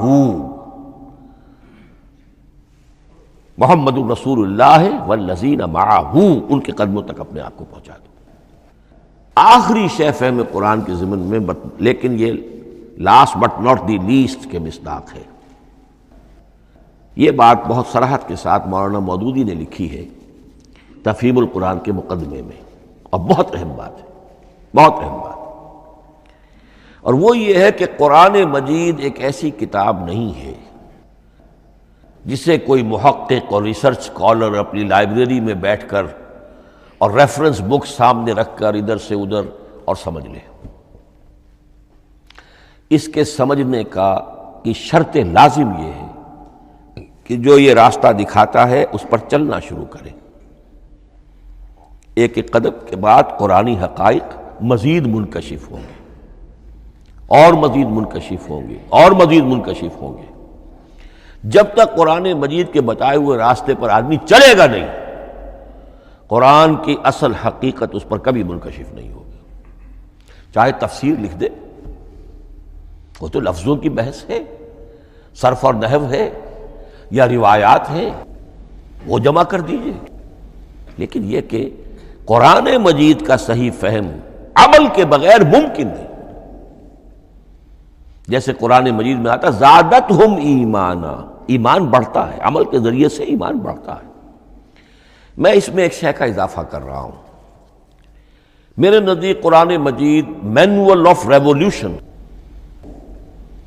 محمد عربی صلی اللہ علیہ وسلم نے ایک عظیم انقلاب برپا کیا دنیا میں، اور ایک انقلابی جد و جہد کی ہے. دعوت کے قبول کرنے والوں کو منظم کرنا، ان میں سم و طاعت کی عادت پیدا کرنا، پھر ان میں تن من دھن قربان کرنے کا جذبہ پیدا کرنا، پھر ان کا تزکیہ کرنا، ان کی تربیت. پھر جب وہ تیار ہو جائیں تو باطل سے ٹکر، اور اس میں پھر جہاد اور قتال کے مراحل، تاکہ انقلاب آ گیا. اور یہ کہ جاء الحق وزہق الباطل ان الباطل کان زہوقا. اس جد و جہد کے ہر مرحلے پر قرآن نازل ہو رہا ہے، جو اس مرحلے کے جو مسائل ہیں، جو اس مرحلے کے پرابلمز ہیں، جو اس مرحلے کی مشکلات ہیں، ان سے بحث کر رہا ہے. اب اگر کوئی فرد یا کوئی گروہ اس پروسیس میں وہ داخل ہی نہیں، وہ سمجھ ہی نہیں سکتا کہ یہ جو بات کہی جا رہی ہے اس کا اصل محل کیا ہے، مقام کیا ہے، کیوں کہی جا رہی ہے، وہ تو جب اسی قسم کی انقلابی جد و جہد میں کوئی خود مبتلا ہوگا تو اسے معلوم ہوگا یہ تھی وہ مشکل، یا یہ تھا وہ مسئلہ، یا یہ تھا وہ مرحلہ جو اس وقت کی جو جد و جہد تھی محمد الرسول اللہ والذین معہ کی، کہ اس وقت یہ آیات نازل ہوئی. اس طریقے سے مینول آف ریولیوشن میں کہا کرتا ہوں، چونکہ ہماری جو طب کی تعلیم ہوتی ہے ان میں مینول آف ڈسیکشن سب سے پہلے جو ہے اناٹمی پڑھائی جاتی ہے، اور ڈیڈ باڈی کی ڈسیکشن ہوتی ہے. تو مینول آف ڈسیکشن جو ہے وہ پہلی کتاب ہوتی ہے جو ہمیں ملتی ہے. یہ ہوتا ہے، بتایا جاتا ہے یہاں ذرا شکاف دو اور یہ کھال کو کاٹو، اس کے اندر تمہیں یہ نظر آئے گا، یہ فیشیا ہے، پھر اسے اس کے اندر ایک اور شگاف دو، یہ نظر آئے گا. بالکل اسی طریقے سے قرآن مجید کی انگلی پکڑ کر اگر آپ چلیں گے تو پھر درجہ بدرجہ قرآن آپ پر منکشف ہوتا چلا جائے گا. اور اگر آپ نے اسے صرف ایک اکیڈمک ایکسرسائز بنا لیا ایک علمی بات ہے، اس سے آگے کچھ نہیں. تو قرآن مجید کا جو اصل لب لباب ہے، جو اصل اس کا جوہر ہے، وہ کبھی منکشف نہیں ہوگا. اب آئیے ایک اہم موضوع، اعجاز قرآن کے وجوہ کیا ہیں. پہلی بات تو یہ سمجھ لیجئے کہ قرآن مجید کی حقانیت پر بنیادی طور پر دو قسم کی دلیلیں ہیں. ایک دلیل خارجی ہے. خارجی دلیل محمد الرسول اللہ صلی اللہ علیہ وسلم کی شخصیت اور آپ کا کارنامہ، الصادق الامین. قد لبثت فیکم عمرا، میں تمہارے مابین ایک عمر گزار چکا ہوں. تم نے مجھے دیکھا، میرا کردار دیکھا، تم نے خود مجھے الصادق اور الامین کا جو ہے خطاب دیا. تو خود حضور کی شخصیت دلیل ہے قرآن مجید کی حقانیت پر. اس اعتبار سے ایک مضمون بہت اہم ہے، اور وہ یہ کہ قرآن اور محمد صلی اللہ علیہ وسلم اس طرح ایک دوسرے کے ساتھ جڑے ہوئے ہیں، گتھے ہوئے ہیں، ایک وحدت بن گئے ہیں، ایک آرگینک ہول بن گئے ہیں کہ ایک دوسرے کے لیے شاہد بھی ہے اور ایک دوسرے کے لیے کمپلیمنٹری بھی ہے، جس کے لیے میں دو مقامات سے استشہاد کروں گا. سورہ بینہ میں فرمایا لم یکن الذین کفروا من اہل الکتاب والمشرکین منفکین حتی تأتیہم البینہ. اہل کتاب میں سے اور کفار میں سے، مشرکین میں سے جو لوگ جنہوں نے کہ کفر کیا تھا، وہ علیحدہ نہیں کیے جا سکتے تھے جب تک کہ بینہ نہ آ جاتی. اب بینہ کیا ہے؟ رسول من اللہ یتلو صحفا مطہرۃ فیہا کتب قیمہ. بینہ دو چیزوں سے مل کر بنی. رسول من اللہ یتلو صحفا مطہرۃ فیہا کتب قیمہ. رسول اور قرآن مل کر بینہ ہے. رسول کی شخصیت بین ہے، اور یہ قرآن مجید کے لیے دلیل ہے. دوسری طرف قرآن مجید محمد کی رسالت کا ثبوت ہے. جیسے کہ آپ دیکھتے ہیں یاسین والقرآن الحکیم انک لمن المرسلین. والقرآن الحکیم، قسم ہے اس قرآن حکیم کی، یعنی یہ قرآن حکیم گواہ ہے، شاہد عادل ہے کہ اے محمد آپ اللہ کے رسول ہیں. محمد کی شخصیت، حقانیت قرآن پر دلیل، قرآن محمد کی رسالت پر دلیل، ایک دوسرے کے شاہد. دوسرا مقام سورۃ طلاق کا ہے. قد انزل الیکم ذکرا. دیکھو لوگو، اللہ نے تمہارے لیے یاد دہانی ذکر نازل کر دیا ہے. وہ یاد دہانی کیا ہے؟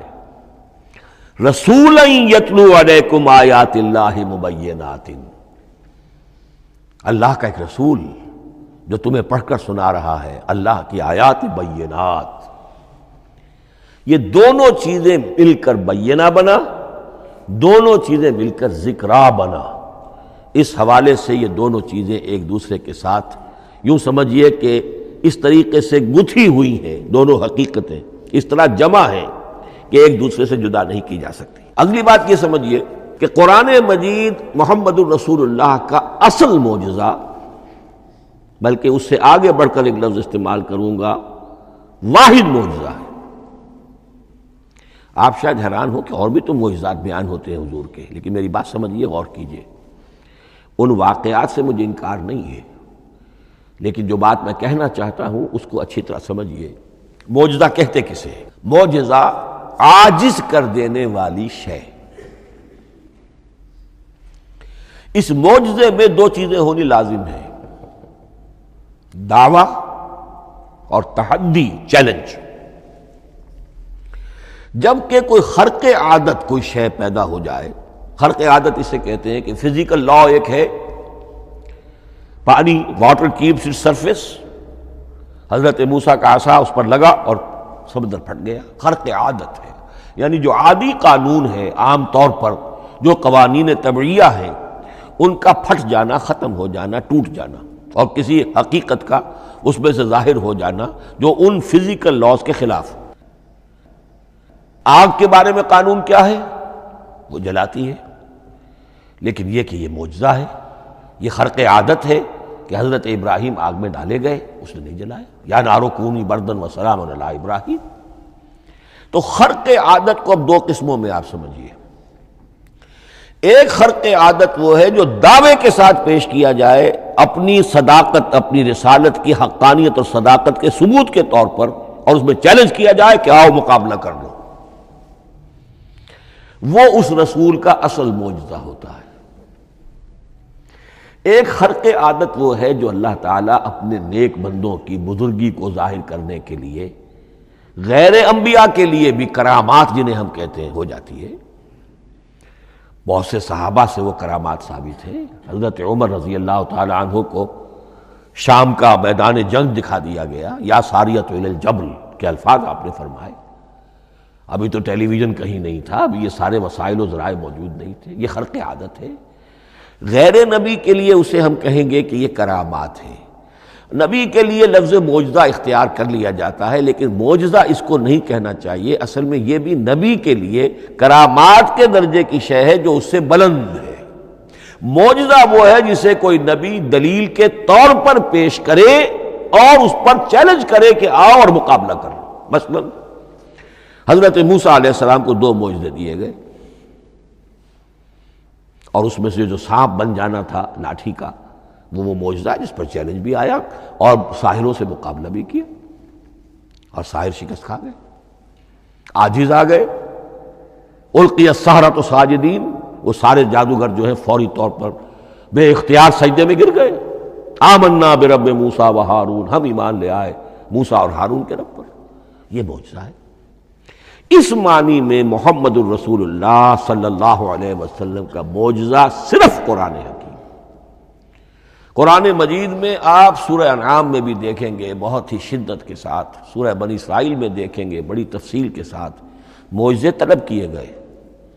آپ اس مکے کی سرزمین میں ابھی ہمارے دیکھتے ہی دیکھتے چشمہ نکال دیجئے، ہم مان لیں گے آپ اللہ کے رسول ہیں. آپ ہماری نگاہوں کے سامنے آسمان پر چڑھ کر دکھائیے، پھر وہاں سے کتاب لے کر اتریے، پھر ہم سمجھ لیں گے آپ اللہ کے رسول ہیں.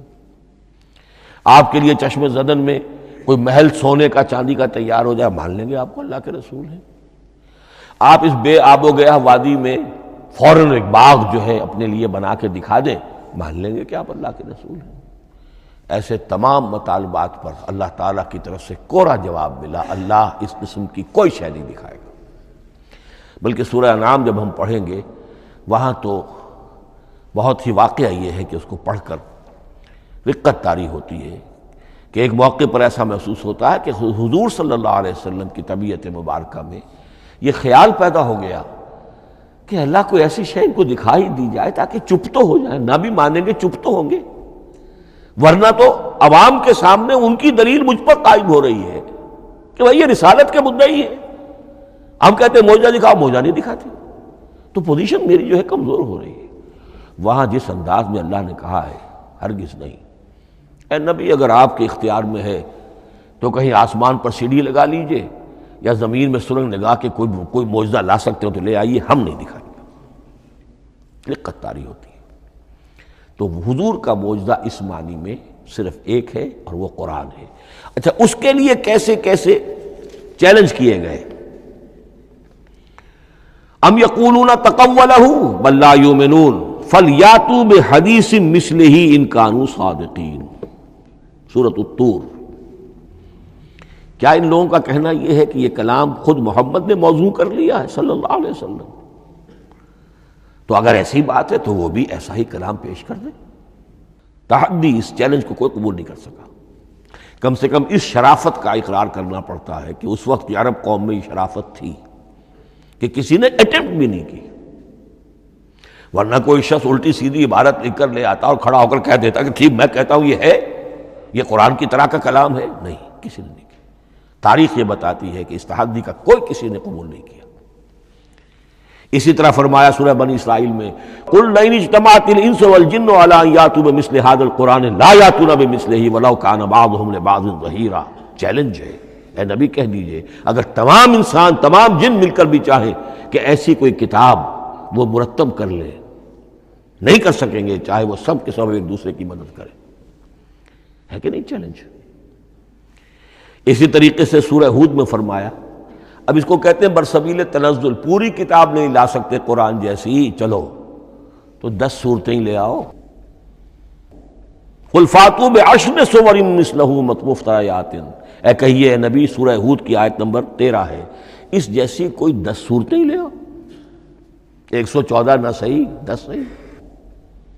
یہ بھی نہیں ہوا تو برسبیل تنزل اور سورہ یونس میں فرمایا قل فاتوا بسورۃ من مثلہ، ایک سورت ہی لے آؤ.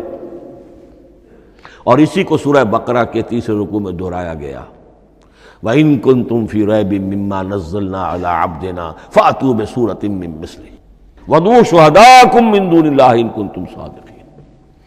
لیکن نوٹ کر لیجئے کہ کسی نے یہ جرأت نہیں کی، نہ قرآن کے اس دعوے کو چیلنج کیا، نہ کسی نے مقابلے کی کوشش کی، نہ کوئی اپنی کوئی تصنیف و تالیف یا اپنا کوئی کمپوزیشن لا کر اور یہ دعویٰ کر کے کھڑا ہوا کہ جمع کر لیجئے، منصف بلا لیجئے، کوئی کمیشن بٹھا لیجئے، میرا یہ کلام بھی بالکل ہم وزن ہے اس کلام کے. نہیں. اب ہمیں دیکھنا یہ ہے کہ وجوہ اعجاز قرآن مجید کے کیا کیا ہے. معجزہ تو یہ ہے، حضور کا اصل معجزہ یہ ہے، لیکن معجزہ کس کس پہلو سے ہے؟ یہ ایک ایسا موضوع ہے کہ جس پر پوری تصانیف لکھی گئی ہیں. وجوہ الاعجاز، وجوہ اعجاز القرآن، قرآن کے معجزہ ہونے کے کون کون سے پہلو ہیں. اس کا واقعہ یہ ہے کہ احسان ناممکن ہے، اور جیسے جیسے زمانہ آگے بڑھے گا اس کے اور پہلو واضح ہوتے جائیں گے. سنوریہم آیاتنا فی الآفاق وفی انفسہم حتی یتبین لہم انہ الحق. لیکن یہ کہ کس کس پہلو سے یہ معجزہ ہے، چند موٹی موٹی باتیں ضرور سمجھ لیجئے. لغت، ادب، فصاحت، بلاغت، عذوبت، مٹھاس، اس کے اعتبار سے قرآن معجزہ ہے. لیکن اس اعتبار سے قرآن معجزہ ہے یا تو تھا اپنے زمانے کے عربوں کے لیے، غیر عرب کے لیے تو نہیں تھا. غیر عرب جو ہے قرآن مجید کی جو بھی فصاحت و بلاغت ہے، اس کا جو لٹریری بیوٹی ہے، اس کو تو وہ اپریشیٹ نہیں کر سکتا تھا. یہ حصہ جو ہے یا تو عربوں کے لیے تھا اس وقت دائمی، یا آج بھی عرب کچھ نہ کچھ، بہرحال عربی ان کی زبان ہے، وہ پڑھتے ہیں. جیسا کہ میں نے عرض کیا تھا، چاہے عیسائی ہوں اور چاہے یہودی ہوں، وہ بھی اپنے ہاں لٹریچر کی، عربی لٹریچر کی ہائیسٹ کتاب کی حیثیت سے قرآن مجید پڑھانے پر مجبور ہے. ایک پہلو اس کا یہ ہے. اور اسی کے حوالے سے نوٹ کیجئے حضرت لبید رضی اللہ تعالی عنہ، یہ سبع معلقہ کے شعراء میں سے تھے آخری. عربوں میں چونکہ اس کا بڑا چرچا تھا شاعری کا، تو ان کا جو سالانہ جشن ایک ہوتا تھا، اس میں وہ بہت بڑے بڑے شعراء سب جمع ہوتے تھے، اپنے اپنے قصیدے پڑھتے تھے، اور جس کا قصیدہ سمجھا جاتا تھا کہ سب سے اعلیٰ ہے، سب سے بلند ہے، سب سے عمدہ ہے، اب اسے اس سال کے لیے وہ گویا کہ ملک الشعراء اس کو مانا جاتا تھا کہ یہ شاعروں کا بادشاہ ہے، اور تمام شاعر اسے سجدہ کرتے تھے بالفعل، اور اس کے قصیدے کو کعبے کی دیوار کے ساتھ ٹانگ دیا جاتا تھا، معلق کر دیا جاتا تھا. ایسے 7 قصیدے ہیں جن کے مجموعے کا نام ہے سبع معلقہ. اس سبع معلقہ جو ہے 7 جو سلسلے ہیں، ان میں آخری حضرت لبید کا ہے. وہ ایمان لے آئے. ایمان لانے کے بعد انہوں نے شعر کہنا چھوڑ دیا. اس پر حضرت عمر نے ایک دفعہ ان سے کہا کہ لبید اب آپ شعر نہیں کہتے. ان کا جواب تھا ابعد القرآن، کیا قرآن کے بعد بھی کسی کے لیے کوئی موقع ہے کہ وہ کچھ کہنے کی کوشش کرے؟ فصاحت اور بلاغت کی تو معراج قرآن مجید ہے، وہ آ چکی ہے. تو جہاں تک اہل عرب کے لیے اس کا معجزہ ہونا خاص طور پر اس دور میں اور اب بھی کسی درجے میں، اس میں تو اہمیت ہے اس کی ادبیت، اس کی فصاحت، اس کی بلاغت، اس کی عذوبت. دائمی اور ابدی یہ کس اعتبار سے معجزہ ہے؟ عہد حاضر میں اور غیر عرب لوگوں کے لیے. نمبر ایک، سائنسی حقائق کا انکشاف۔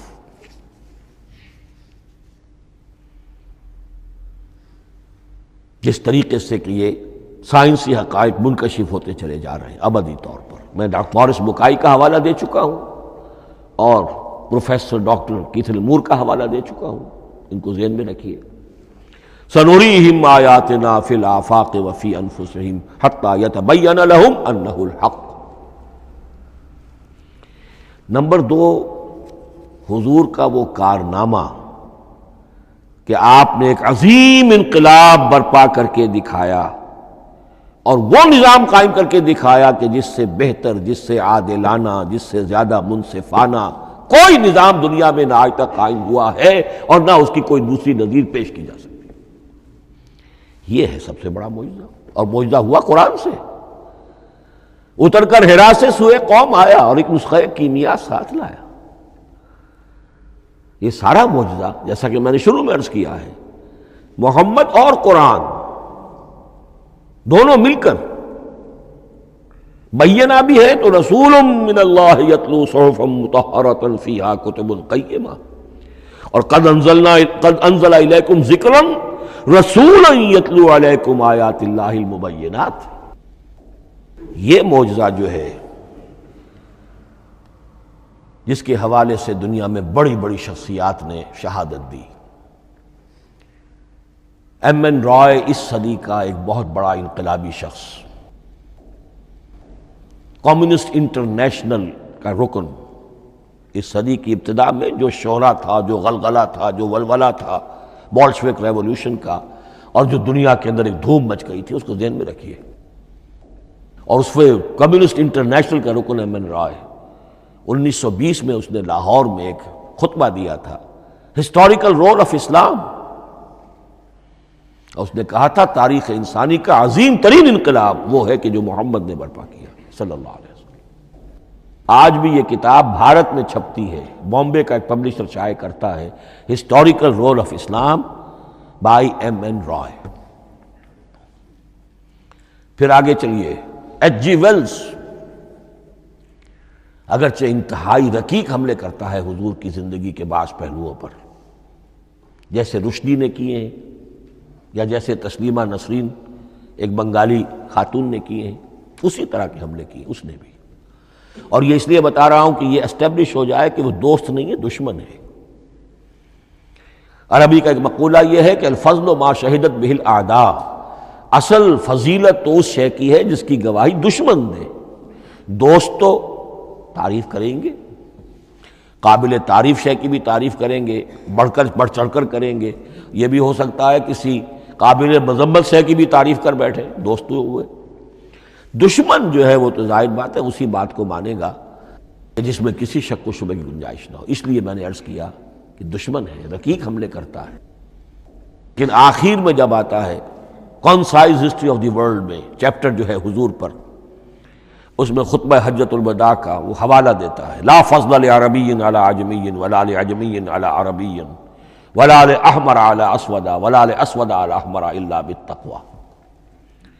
اور پھر لکھتا ہے کہ اگرچہ انسانی حریت و اخوت و مساوات کے واعظ تو پہلے بھی بہت کہے گئے تھے، یہاں تک کہ مسیح ناصری حضرت عیسیٰ علیہ السلام کے ہاں بھی ہمیں بڑے واعظ ملتے ہیں، لیکن یہ ماننا پڑتا ہے کہ تاریخ انسانی میں پہلی مرتبہ ان اصولوں پر ایک انسانی معاشرہ قائم کر کے دکھایا محمد نے صلی اللہ علیہ وسلم۔ Although the sermons of human freedom, fraternity and equality were said before also, and we find a lot of them in Jesus of Nazareth, but it must be admitted that it was Muhammad sallallahu alaihi wasallam who established for the first time in history a society based on these principles.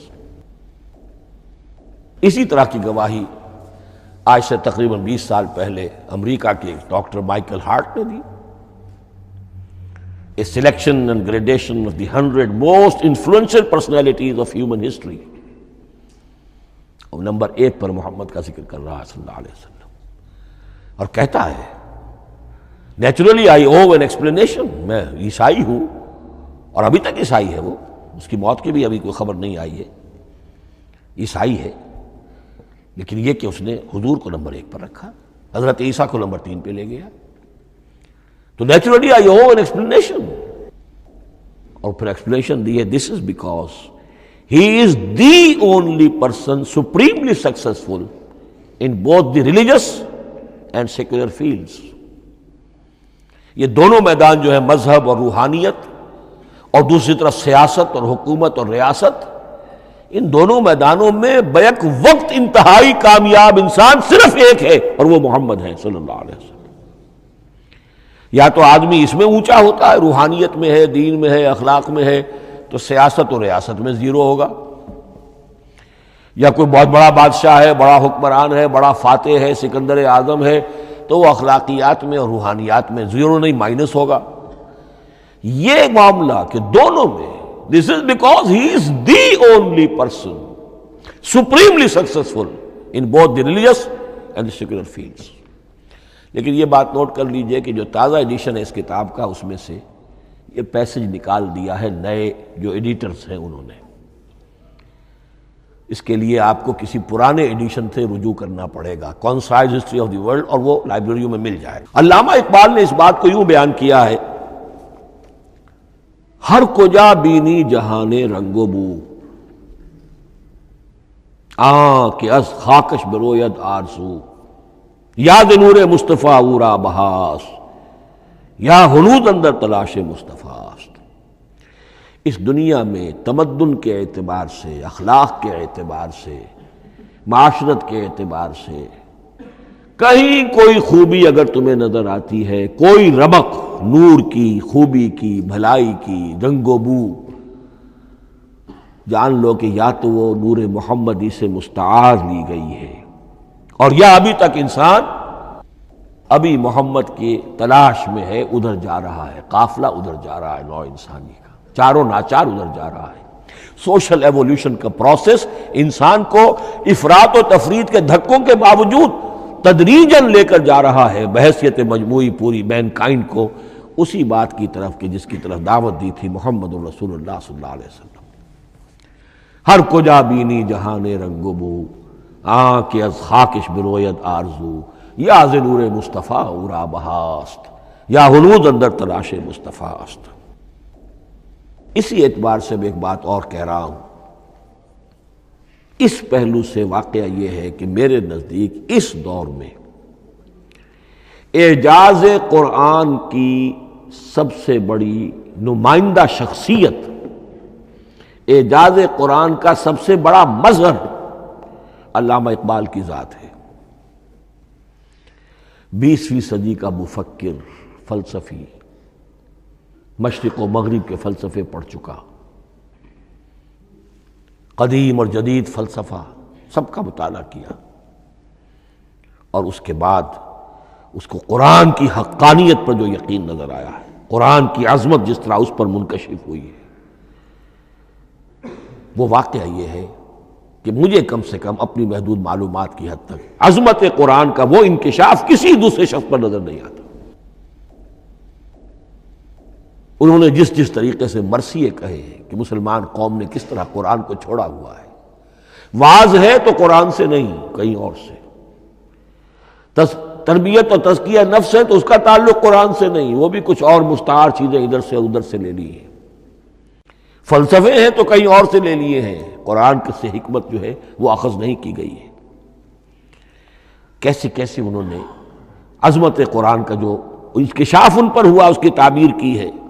کتاب زندہ قرآن حکیم، حکمت او لا یزال است و قدیم، حرف اورا ریب نئے، تبدیل نئے، آیا شرمندہ تعویل نئے، فاش گویا ماچے در دل مضمر است، یہ کتابیں نیز چیزیں دیگر است، مثل حق پنہاؤ ہم پیداستو، زندہ و پائندہ و گویاستو، چون بجاں در رفت جہاں دیگر شود، جہاں چو دیگر شد جہاں دیگر شود. میں اس میں خاص طور پر 2 اشعار آپ کو اس وقت سنانا چاہتا ہوں. انہوں نے حضور سے مناجات کرتے ہوئے دو اشعار کہیں، اس سے آپ کو اندازہ ہوگا کہ انہیں کتنا یقین تھا کہ میرے سارے فکر کا منبع قرآن حکیم ہے۔ کہتے ہیں گر دلم آئینہ بے جوہر است، اے اللہ کے رسول صلی اللہ علیہ وسلم، اگر میرا دل اس آئینے کے مانند ہے جس میں چمک نہیں ہے، ورب حرفم غیر قرآن مضمر است، اور اگر میرے پیغام میں قرآن کے سوا کوئی شے شامل ہو گئی ہے، قرآن کے سوا کوئی چیز اس میں چھپی ہوئی ہے، مضمر ہے، پردہ ناموس فکرم چاک کن، تو میرے فکر کی ناموس کے دھجیاں بکھیر دیجئے۔ پردہ ناموس فکرم چاک کن، این خیاباں راز خارم پاک کن، اس شاہراہ کو اس کانٹے سے پاک کر دیجئے، کانٹا میرا، میں کانٹے کے مانند ہوں، پھر اٹھا کر پھینک دیجئے۔ روز محشر خار و رسوا کن مرا، بے نصیب از بوسہ پاک کن مرا، قیامت کے دن مجھے ذلیل و خوار کیجیے گا اور اپنے قدموں، اپنے پائے مبارک کا بوسہ لینے سے محروم کر دیجیے گا۔ یہ اتنی بڑی بد دعا جو اقبال اپنے آپ کو دے رہا ہے، تو کس قدر یقین اسے حاصل ہے کہ اس نے قرآن کی ترجمانی کی ہے۔ اب آئیے، بہت چھوٹے چھوٹے دو اور مضمون ہیں۔ قرآن حبل اللہ ہے، اس کے کیا معنی ہے؟ حبل رسی کو کہتے ہیں، اللہ کی رسی۔ حبل من مسد، سورہ لہب میں یہ لفظ آیا ہے۔ امام راغب نے اس کی تعبیر کی ہے استعیر للوصل ولکل ما یتوصل به الی شیء، یا تو تعلق کو حبل سے استعارہ دیا جاتا ہے، استعارے کے طور پر حبل کا لفظ کسی تعلق کے لیے استعمال ہوتا ہے، یا کسی شے تک پہنچنے کا ذریعہ، وہ حبل ہے۔ اب یہ ہمیں لفظ ملتا ہے حضرت علی رضی اللہ تعالیٰ عنہ کی روایت میں، هو حبل اللہ المتین، ترمذی میں یہ الفاظ موجود ہیں، حضرت علی سے منقول ہے رضی اللہ تعالی عنہ، یہی ہے اللہ کی مضبوط رسی۔ چونکہ قرآن مجید میں آتا ہے وَاعْتَصِمُوا بِحَبْلِ اللَّهِ جَمِيعًا، تو حبل اللہ کون سی ہے؟ پھر یہ حضرت عبداللہ ابن عمر سے بھی ہے، یہ روایت موجود ہے رزین میں، هو حبل اللہ المتین، یہ قرآن ہی اللہ کی مضبوط رسی ہے۔ اللہ سے اب اس کے دو پہلو ہیں، ایک تو یہ کہ یہ اللہ سے جوڑنے والی ہے، تقرب اللہ کا ذریعہ ہے، وصول الی الشیء، کسی چیز تک پہنچانے والی شے، اس کا سہل ترین، اللہ کے تقرب کا سہل ترین ذریعہ، مؤثر ترین ذریعہ قرآن حکیم ہے۔ چنانچہ ترمذی میں حضرت عبداللہ ابن مسعود کا یہ قول موجود ہے، القرآن حبل اللہ الممدود من السماء الی الارض، قرآن تو اللہ کی وہ رسی ہے جو تنی ہوئی ہے آسمان سے زمین کی طرف۔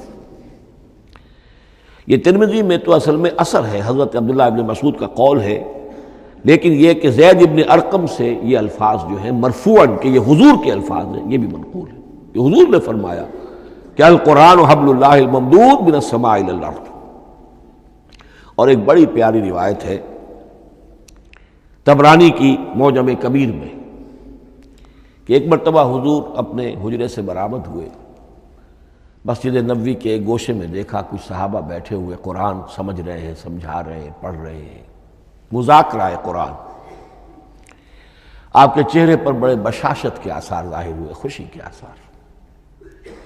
آپ چل کر تشریف لائے، پہلے ایک سوال کیا، الستم تشہدون اللہ الہ الا اللہ وانی رسول اللہ وہذا القرآن جاء من عند اللہ، کیا آپ لوگ اس کے گواہ نہیں ہیں کہ اللہ کے سوا کوئی معبود نہیں اور میں اللہ کا رسول ہوں، اور یہ قرآن خاص اللہ کے پاس سے آیا ہے؟ صحابہ کا جواب کیا ہو سکتا تھا؟ بلا یا رسول اللہ، کیوں نہیں اللہ کے رسول، ہم گواہ ہیں، اللہ کے سوا کوئی معبود نہیں، آپ اللہ کے رسول ہیں اور قرآن خاص اللہ کے پاس سے آیا ہے۔ اب آپ نے فرمایا فاستبشروا، خوشیاں مناؤ، فإن هذا القرآن طرفه بأيديكم وطرفه بيد اللہ، اس لیے کہ یہ قرآن وہ شے ہے کہ اس کا ایک سرا تمہارے ہاتھ میں ہے، ایک سرا اللہ کے ہاتھ میں۔ تو وصول الی اللہ کا مؤثر ترین طریقہ، تقرب الی اللہ کا مؤثر ترین طریقہ، سہل ترین طریقہ، شور شارٹ طریقہ وہ قرآن مجید ہے۔ اس اعتبار سے بھی کہ ہے یہ اللہ کی صفت، یہ ہم بحث کر چکے ہیں پہلے۔ اللہ کا کلام ہے، کلام صفت ہوتی ہے، اور صفت لا عین ولا غیر۔ یہ قرآن اللہ کا غیر نہیں ہے، ہم سمجھ نہیں سکتے، لیکن یہ کہ ہر صفت جو ہے وہ تو در حقیقت نہ عین ہے نہ غیر ہے۔ دوسری طرف یہی قرآن جو ہے حبل اللہ اس معنی میں بنتا ہے کہ مسلمانوں کو باہم جوڑنے والی شے۔ وَاعْتَصِمُوا بِحَبْلِ اللَّهِ جَمِيعًا وَلَا تَفَرَّقُوا، حبل اللہ کو مضبوطی کے ساتھ تھام لو، سب کے سب جمع ہو کر، یہ تمہیں تفرقے سے بچانے والی شے ہے۔ اس کی وجہ کیا ہے؟ ظاہر بات ہے کہ انسان جو ہے ان کے اندر اتحاد پیدا ہوگا اتحاد فکری کے نتیجے میں۔ فکر ایک ہو، نظریات ایک ہوں، ویلیوز ایک ہوں، مقاصد ایک ہوں، تبھی تو انسان متحد ہوں گے۔ یہ بھیڑوں کا غلہ تو نہیں ہے کہ چرواہے کی ایک لاٹھی کافی ہے ان کو جمع رکھنے کے لیے، وہ بھیڑوں کا غلہ ہے۔ انسانوں کو جمع کرنے کے لیے کوئی ایسی شے جو تمہیں ایک فکر سے، ایک نظریے سے، ایک مقصد سے، ایک نصب العین سے متصف کر دے، وہ تمہیں جوڑ دے گی۔ اور قرآن وہ شے ہے جو ایک فکر دیتا ہے، ایک خیال دیتا ہے، ایک نظریہ دیتا ہے، ایک عقیدہ دیتا ہے، ایک مقصد دیتا ہے، ایک نصب العین دیتا ہے۔ اللہ کے لیے جینا، اللہ کے لیے مرنا، ان صلاتی و نسکی و محیای و مماتی للہ رب العالمین، ایک آئیڈیل دیتا ہے محمد رسول اللہ کی شکل میں، لقد کان لکم فی رسول اللہ اسوۃ حسنہ۔ اب قرآن وہ چیز ہے کہ جو تمہیں آپس میں جوڑتی چلی جائے گی، تمہارے درمیان اتحاد پیدا ہو جائے گی۔ آخری چیز، مسلمانوں پر قرآن مجید کے حقوق کیا ہیں؟ یہ صرف اشارہ کروں گا اس لیے کہ اس پر میرا کتابچہ موجود ہے، اور اس کتابچے کو اللہ تعالیٰ نے بہت قبول عام عطا فرمایا۔ اس کا انگریزی ترجمہ کیا ایک صاحب نے، از خود کیا، خود ہی ٹائپ کیا، خود ہی چھپوایا۔ عربی ترجمہ ایک صاحب نے کیا، خود کیا۔ فارسی ترجمہ ایک صاحب نے کیا، خود کیا، بغیر کسی معاوضے کے۔ ملیشیا میں وہ چھپ چکا ہے، لاکھوں کی تعداد میں عام ہو چکا ہے۔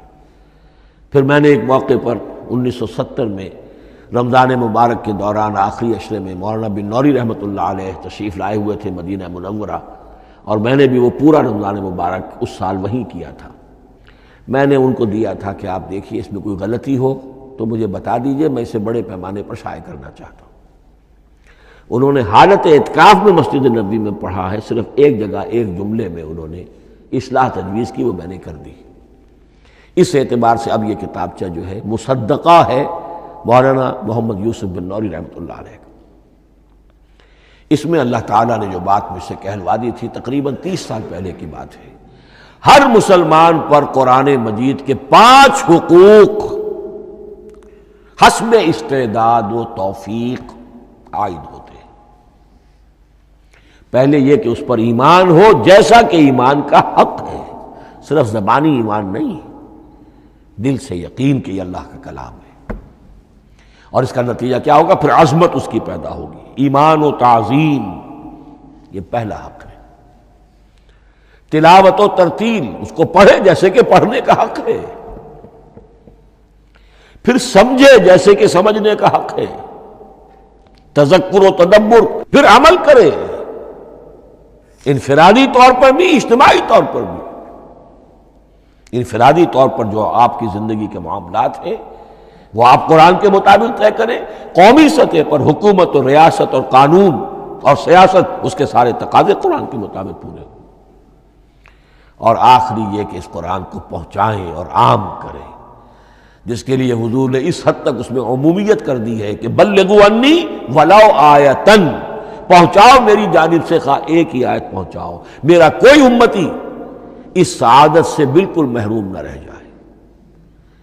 اول تو خیرکم من تعلم القرآن وعلمہ، تم میں سے بہترین لوگ وہ ہیں جو اسی کے لیے اپنے آپ کو وقف کر دیں، قرآن پڑھیں اور پڑھائیں، سیکھیں اور سکھائیں، سمجھیں اور سمجھائیں۔ اس لیے کہ سمجھنے اور سمجھانے، سیکھنے اور سکھانے، پڑھنے اور پڑھانے کا بھی کوئی ایک لیول تو نہیں ہے۔ ایک عام لوگوں کی سطح ہے، ایک ان سے اوپر کی سطح ہے، ایک انٹلیکچوئلز کی سطح ہے، ایک جینیس لوگوں کی سطح ہے۔ ان تمام سطحوں پر قرآن کو سمجھانے کے لیے، پہنچانے کے لیے خود بھی تو اوپر اٹھنا پڑے گا، خود اسے سیکھنا پڑے گا، خود اس کی گہرائی میں غوطہ زنی کرنی پڑے گی، اور یہ ایک لائف لانگ پروسیس ہے۔ یہ کوئی پارٹ ٹائم جاب نہیں ہے، یہ کوئی صرف پیس ٹائم نہیں ہے، یہ کوئی ہابی نہیں ہے۔ ہمہ وقت ہمہ تن خیرکم من تعلم القرآن وعلمہ۔ اب آخری بات بتا رہا ہوں، اور وہ یہ ہے کہ قرآن مجید وحی باللفظ ہے، صرف وحی بالمعنی نہیں ہے۔ یہ بحث اصل میں کیونکہ ہمارے پڑھے لکھے طبقے میں کچھ زیادہ ہو جاتی ہے، خاص طور پر جو مشنری اسکولوں وغیرہ میں پڑھے ہوں اور عیسائیت اور اس کے عقائد اور اس کے فلسفے کی کوئی تھوڑی بہت ان کو کوئی چھوت لگ گئی ہو۔ عیسائیوں کے ہاں یہ عقیدہ ہے، اجماعی عقیدہ ہے کہ وحی بالمعنی ہوتی ہے، یعنی وحی کا ایک مفہوم ہے جو نبی پر اتار دیا جاتا ہے، پھر نبی اپنے الفاظ میں اسے ادا کرتا ہے۔ لفظ اللہ کے نہیں ہوتے، لفظ نبی کے ہوتے ہیں، مفہوم اللہ کا ہوتا ہے۔ ان کے لیے مجبوری یہ ہو چکی ہے جس کی وجہ سے انہیں یہ عقیدہ اپنانا پڑا کہ کوئی ایک انجیل ہے ہی نہیں۔ 104 انجیلوں میں سے وہ انہوں نے 4 سلیکٹ کی تھی کینونیکل گاسپلز، باقی جو ہیں وہ اب وہ ان کو مستند نہیں مانتے، اپوکریفل کہتے ہیں۔ اور میں نے ایک مرتبہ ایک پادری صاحب سے، مسٹر وائٹ ہوتے تھے منٹگومری میں نے ان سے پوچھا which one of them is Bible؟ یہ متی اور یہ لیوک اور مارکس اور جان، ان میں سے کون سی بائبل کون سی ہے؟ تو اس نے جواب دیا none of them is Bible. Bible is in them. ان میں سے کوئی ایک بھی مشخص طور پر، معین طور پر بائبل نہیں ہے، بائبل ان میں ہے بحیثیت مجموعی۔ لہذا ان کے لیے یہ عقیدہ جو ہے وہ لازم سا ہو گیا۔ ہمارے ہاں بھی بعض فلاسفہ نے اس قسم کی باتیں کی ہے کہ جن سے یہ دھوکہ لگتا ہے، لیکن میں خاص طور پہ چونکہ علامہ اقبال کا تذکرہ میں نے آج کیا ہے، اسی حوالے سے میں ان کا ایک واقعہ بیان کرنا چاہتا ہوں۔ ایف سی کالج لاہور کے پرنسپل تھے ڈاکٹر یوئنگ۔ ایک دعوت تھی، اس میں علامہ بھی تھے، وہ بھی تھے۔ تو ڈاکٹر یوئنگ نے کہا، وہ بڑا فلسفی تھا، کہ ڈاکٹر اقبال ہم نے سنا ہے کہ آپ بھی وحی باللفظ کے قائل ہیں، آپ جیسا پڑھا لکھا شخص، عالم دانا۔ علامہ اقبال نے فرمایا جی ہاں، اور مجھے تو اس کا ذاتی تجربہ ہے۔ مجھ پر تو جو شعر نازل ہوتے ہیں وہ الفاظ میں ڈھلے ہوئے ہوتے ہیں، میں ان میں تبدیلی کرنا چاہوں تو نہیں کر سکتا۔ تو اگرچہ اس سوال، اس جواب کو ہم کہیں گے کہ یہ الاجوبۃ المسکتہ، مسکت، چپ کر دینے والا جواب تھا کہ جو علامہ اقبال نے دیا، لیکن ذہن میں رکھیے یہ کہ جو وحی باللفظ ہے وہ ختم ہو چکی محمد رسول اللہ صلی اللہ علیہ وسلم پر۔ وحی رسالت وحی باللفظ ہے، وہ ختم ہو چکی۔ البتہ الہام، کشف، رویا، القاء، یہ وحی بالمعنی ہے، یہ کوئی ایک شے ہے جو دل میں ڈال دی جاتی ہے۔ اس کے دروازے آج بھی کھلے ہوئے ہیں، اور یہ جان لیجئے قرآن مجید کی حقانیت کا جو اصل ثبوت ہے وہ یہ ہے کہ آپ اسے اپنے باطن کے اندر محسوس کریں۔ یہ جو باطنی تجربہ علامہ اقبال نے کہا ہے کہ انسان اپنے باطن میں محسوس کرے کہ ہاں یہ بات ہے، ٹھیک ہے، اس کے لیے کہ علامہ ابن قیم رحمۃ اللہ علیہ کا قول ایسا ہے، بڑا پیارا قول ہے۔ قرآن کے کچھ پڑھنے والے ایسے ہیں، جب قرآن کو پڑھتے ہیں تو یوں محسوس کرتے ہیں کہ ہم مصحف سے نہیں پڑھ رہے، لوح قلب سے پڑھ رہے ہیں، ہمارے دل پر لکھا ہوا قرآن موجود ہے۔ یعنی ہماری فطرت، ہمارے اندر کی کوئی حقیقت ہے جو سرٹیفائی کر رہی ہے، توثیق کر رہی ہے، اٹیسٹ کر رہی ہے کہ ہاں یہ ٹھیک ہے۔ اور اس کی وجہ کیا ہے؟ ہماری روح اور اس قرآن کا منبع وہ ایک ہی ہے، وہ ذات باری تعالیٰ ہے، یہ کلام اللہ ہے، اور ہماری روح امر اللہ۔ یسألونک عن الروح قل الروح من امر ربی وما اوتیتم من العلم الا قلیلا۔ بس میں اسی پر اکتفا کر رہا ہوں۔ اب گمان غالب یہی ہے کہ کل تو تراویح ہوگی انشاءاللہ، اس لیے کہ سنا یہ ہے کہ آج بھی روزہ تھا سعودی عرب میں، تو اب اس سے زیادہ تو تاخیر اب ممکن نہیں ہے، تو کل انشاءاللہ تعالی دورہ ترجمہ قرآن شروع ہو جائے گا۔ بارک اللہ لی ولکم فی القرآن العظیم ونفعنی وإیاکم بالآیات والذکر الحکیم۔